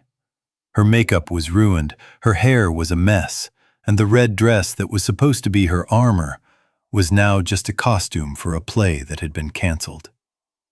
She crawled forward a few inches, her knees dragging on the hardwood floor. It was a pathetic sight, but I felt no pity. I had used up all my pity 5 years ago when I lay on a patio in Florida waiting for help that never came. "Harlan," she sobbed, her voice cracking with desperation.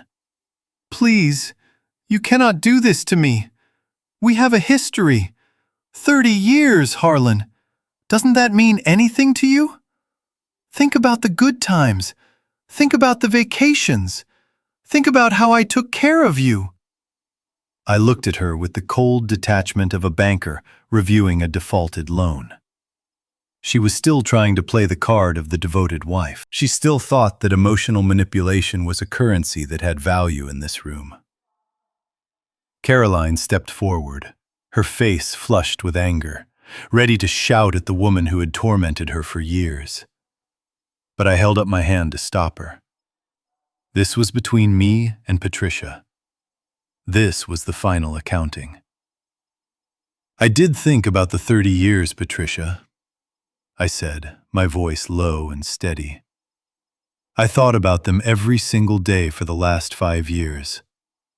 I thought about them when I watched you steal money from my dead wife's scholarship fund. I thought about them when I watched you hold hands with Greg in my kitchen. And I realized something very important. I leaned forward, looking directly into her tear-filled eyes. Those 30 years were an investment, I said. An investment that yielded zero return. You were never my partner, Patricia. You were a parasite. And tonight, I am finally fumigating the house. Patricia flinched as if I had slapped her. But I wasn't done. I signaled to Arthur Blackwood, who was waiting in the shadows with one final document. He walked over and placed a single sheet of paper on the floor in front of Patricia. "What is this?"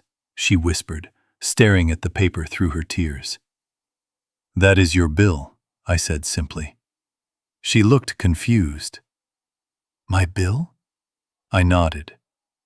"You see, Patricia, for the last 5 years you have been living the high life. You bought designer clothes, you drove luxury cars, you traveled to Las Vegas first class, you handed out cash to Greg like it was candy, and you did all of that using money that you stole from me." I pulled a small black notebook from my pocket. I kept a ledger, I continued. Every transaction, every credit card swipe, every wire transfer. I tracked it all. The $2 million you and Greg tried to steal today was just the tip of the iceberg. Over the last 5 years, you have misappropriated exactly $3,200,000 of my money. I paused to let the number sink in. 3.2 million. It was a fortune. It was enough to build a school. It was enough to save 1,000 lives. And she had wasted it on vanity and vice. Patricia shook her head. "No, that is impossible. It wasn't that much." "Numbers do not lie, Patricia," I said. "People lie. You lied.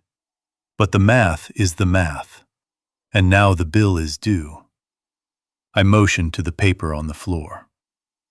"So here is your situation," I said, my voice hardening into steel. "You are currently facing charges for conspiracy to commit bank fraud. That is a federal crime. If I testify against you, if I hand over my evidence to the FBI, you will go to prison with Greg. You will spend the next 10 to 15 years in a cell wearing an orange jumpsuit and eating food that isn't fit for a dog." Patricia covered her mouth with her hand, muffling a scream. "However," I continued, "I am a businessman, and I prefer restitution over revenge. So I am offering you a choice. A mercy kill, if you will." I pointed to the document. "That paper is a confession of judgment. It states that you acknowledge stealing $3.2 million from me. It states that you agree to repay this debt in full, plus interest. It grants me the right to garnish any wages you earn in the future until the debt is paid." I leaned back in my chair, watching her face. "Option 1. You walk out that door in handcuffs. You go to prison. You lose your freedom. Option 2. You sign that paper. You admit you are a thief. You agree to owe me every penny you earn for the rest of your life. In exchange, I will drop the charges against you. I will let you walk out of here tonight, a free woman." Patricia looked at the paper, then at the door. She looked at the life of luxury she was losing and the life of servitude she was being offered. "But Harlan," she cried, $3 million! I can never pay that back. I have no skills. I have no job. I will be working until I die." "Exactly," I said, cold and unyielding. "You will get a job. You will wait tables. You will scrub floors. You will work in a factory. And every month you will send me a check. You will live in a small apartment. You will drive a cheap car. You will learn the value of $1 the hard way. You wanted to live like a queen on my dime. Now you will live like a pauper to pay it back." I looked at my watch. "You have 1 minute to decide, Patricia. The FBI agents are still in the driveway finishing with Greg. I can call them back in right now." The room was silent. The only sound was the ticking of the clock on the mantel. Patricia looked at me, searching for a trace of the man who used to love her. But that man was gone. He had died on a patio in Florida. She reached out a trembling hand and picked up the pen Arthur had placed on the floor. She realized that prison would break her. She was soft. She was weak. At least if she was free, she could survive. She could breathe the air. She bent over the paper. Her tears fell onto the page, smearing the ink as she signed her name. It was not the confident signature she had practiced for the bank. It was the shaky signature of a defeated woman signing away her future. She dropped the pen. "I signed it," she whispered. "Are you happy now?" I motioned to Arthur to take the paper. He checked the signature and nodded to me. It was done. She was legally bound to me forever, not by marriage, but by debt. "Now get out," I said. Patricia stood up. She swayed slightly on her heels. She looked around the room, looking for her purse, looking for her coat. "Leave it," I ordered. She froze. "The coat," I said. "The purse, the jewelry, the shoes. You bought all of those with my money. They belong to me." She looked at me in horror. "You want me to leave barefoot?" "I want you to leave with exactly what you brought into this marriage," I said, which was nothing. She slowly took off the diamond earrings. She took off the pearl necklace. She slipped off the expensive high heels. She stood there in her red dress, barefoot and shivering, stripped of every layer of her false identity. I reached into my pocket and pulled out a $20 bill. I tossed it onto the floor at her feet. "Buy yourself some flip-flops at the gas station," I said. She stared at the money. For a second, I thought she would spit on it. I thought she would show some spine. But she didn't. She bent down and picked up the $20. She clutched it in her hand like a lifeline. She turned and walked toward the door. She did not look back. She walked with her head down, her bare feet silent on the cold floor. She looked small and frail and utterly broken. The security guard opened the front door. A gust of cold wind blew into the room, carrying the scent of rain. Patricia stepped out into the night. She stepped out of the mansion and into a world that would no longer cater to her whims. She stepped into a life of hard work and endless debt. The guard closed the door. The latch clicked shut with a sound that felt like a vault locking. I let out a long breath. My shoulders relaxed. The weight I had been carrying for 5 years was finally gone. The fever was gone. The anger was gone. I looked at Caroline. She was crying, but she was smiling too. She walked over and hugged me, burying her face in my neck. "You did it, Dad," she whispered. "You really did it." I patted her hair. "We did it, sweetie," I said. "We took out the trash." I looked around the empty room. It was just a house. It was just wood and stone. But now it felt like a home again. It felt clean. I looked at Arthur. "Cancel the rest of the party, Arthur," I said. "I think I just want to sit here for a while with my daughter." Arthur nodded and quietly left the room. I sat there holding my daughter's hand, listening to the silence. It was the most beautiful sound I had ever heard. The war was over. The enemy was vanquished. And Harlan Ford was finally free. The sun rose over Lake Forest the next morning with a brilliance I had not seen in years. The light hit the water of the lake, turning it into a sheet of hammered gold. I sat on the stone patio of the backyard, wrapped in a thick wool cardigan, holding a mug of steaming black coffee. My hands were steady. My breathing was deep and easy. For the first time in a decade, the house behind me was silent. There was no clinking of jewelry, no high-pitched complaints about the maid, no whispered phone calls to a lover. The silence was heavy, but it was the good kind of heavy. It was the weight of peace. The glass door slid open behind me. I did not jump. I knew who it was by the sound of the footsteps. Caroline walked out onto the patio holding her own cup of coffee. She looked tired. The stress of the previous night hung around her eyes. But underneath that fatigue, there was a lightness. She sat down in the wicker chair next to me and pulled her legs up under her blanket, just like she used to do when she was a little girl. We watched the sunrise together for a long time without saying a word. We did not need words. The absence of Patricia was a conversation all by itself. "I am sorry," I said, finally breaking the silence. My voice was soft, losing the booming edge I had used in the ballroom. "I am sorry I had to lie to you, Caroline. I am sorry I had to let you think I was weak. I am sorry I let you think I was losing my mind." Caroline turned to look at me. She reached out and took my hand. Her fingers were warm. "I was so scared, Dad," she whispered. "I thought I was losing you. I thought she was going to kill you or put you away. When you started shaking and slurring your words, I grieved for you. I mourned the father I thought was gone." I squeezed her hand. "I know, sweetie. And that was the hardest part of the plan. Seeing you hurt.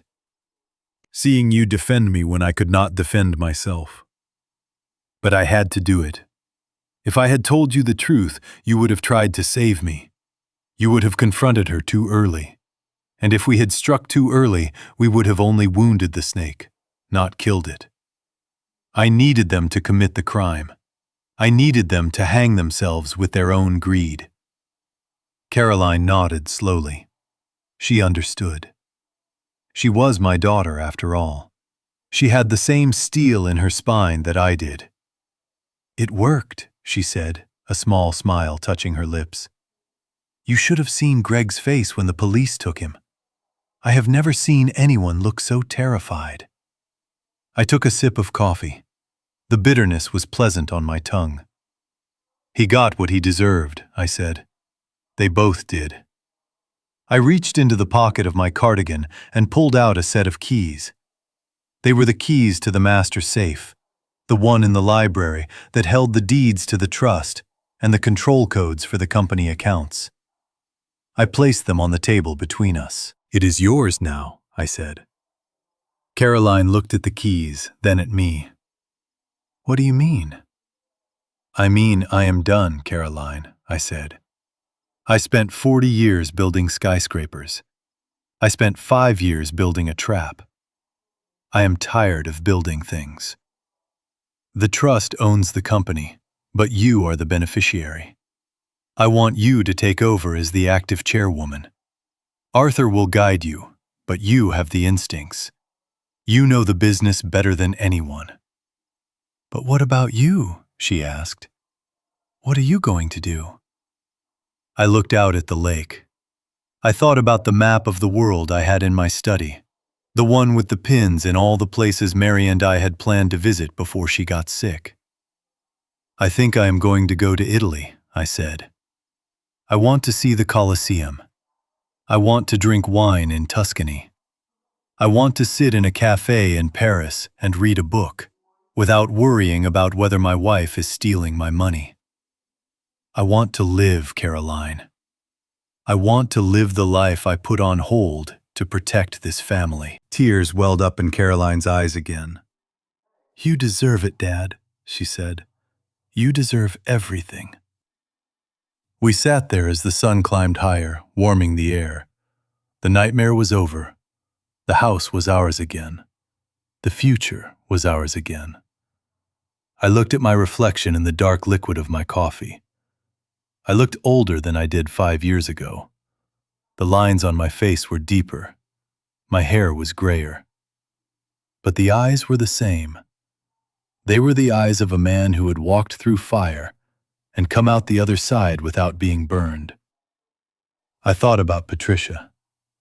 She was probably on a Greyhound bus right now, somewhere in Indiana, staring out the window at the endless cornfields, realizing that her youth was gone, her beauty was fading, and her bank account was empty.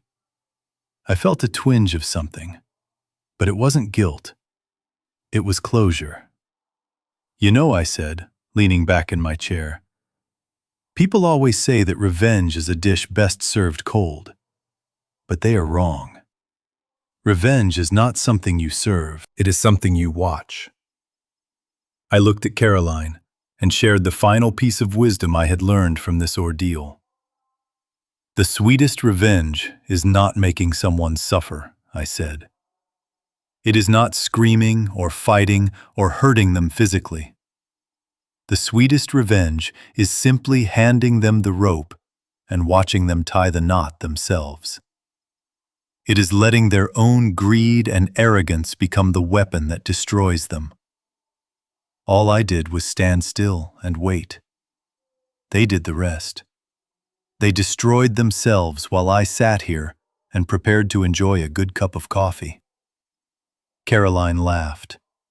It was a genuine happy sound that chased away the last shadows of the previous night. I love you, Dad, she said. I love you too, sweetie, I replied. I took one last look at the house. It was just a building, but it was a fortress. And the king was finally back on his throne. But this king was ready to abdicate. It was time for the queen to rule. I stood up, feeling the strength in my legs. Come on, I said. Let us go inside. I think Arthur is bringing donuts. And then I have a plane ticket to book. As we walked back into the house, I felt a sense of lightness I had not felt in decades. The heavy coat of deception was gone. I was just Harlan Ford. And for the first time in a long time, that was enough. Do not ever underestimate the patience of a man who has been pushed too far. He might look weak. He might look defeated. But he is just waiting for the right moment to strike. And when he does not miss. If you enjoyed this story and felt the satisfaction of justice being served, please hit that like button and share this video with your friends. It helps the channel grow, and it helps me bring you more stories of triumph and truth. Here is the biggest lesson I learned from this entire ordeal. We often think that family is defined by blood, but that is a dangerous lie. Family is defined by loyalty, respect, and love. When you invite people into your life who do not share those values, you are inviting a virus into your home. Patricia and Greg were not family. They were opportunists. The lesson is to trust your instincts. If your gut tells you something is wrong, it usually is. Protect your heart, but also protect your assets. Being generous is a virtue, But being naive is a liability. Do not be afraid to be cold when you need to be. Sometimes you have to freeze your heart to save your soul.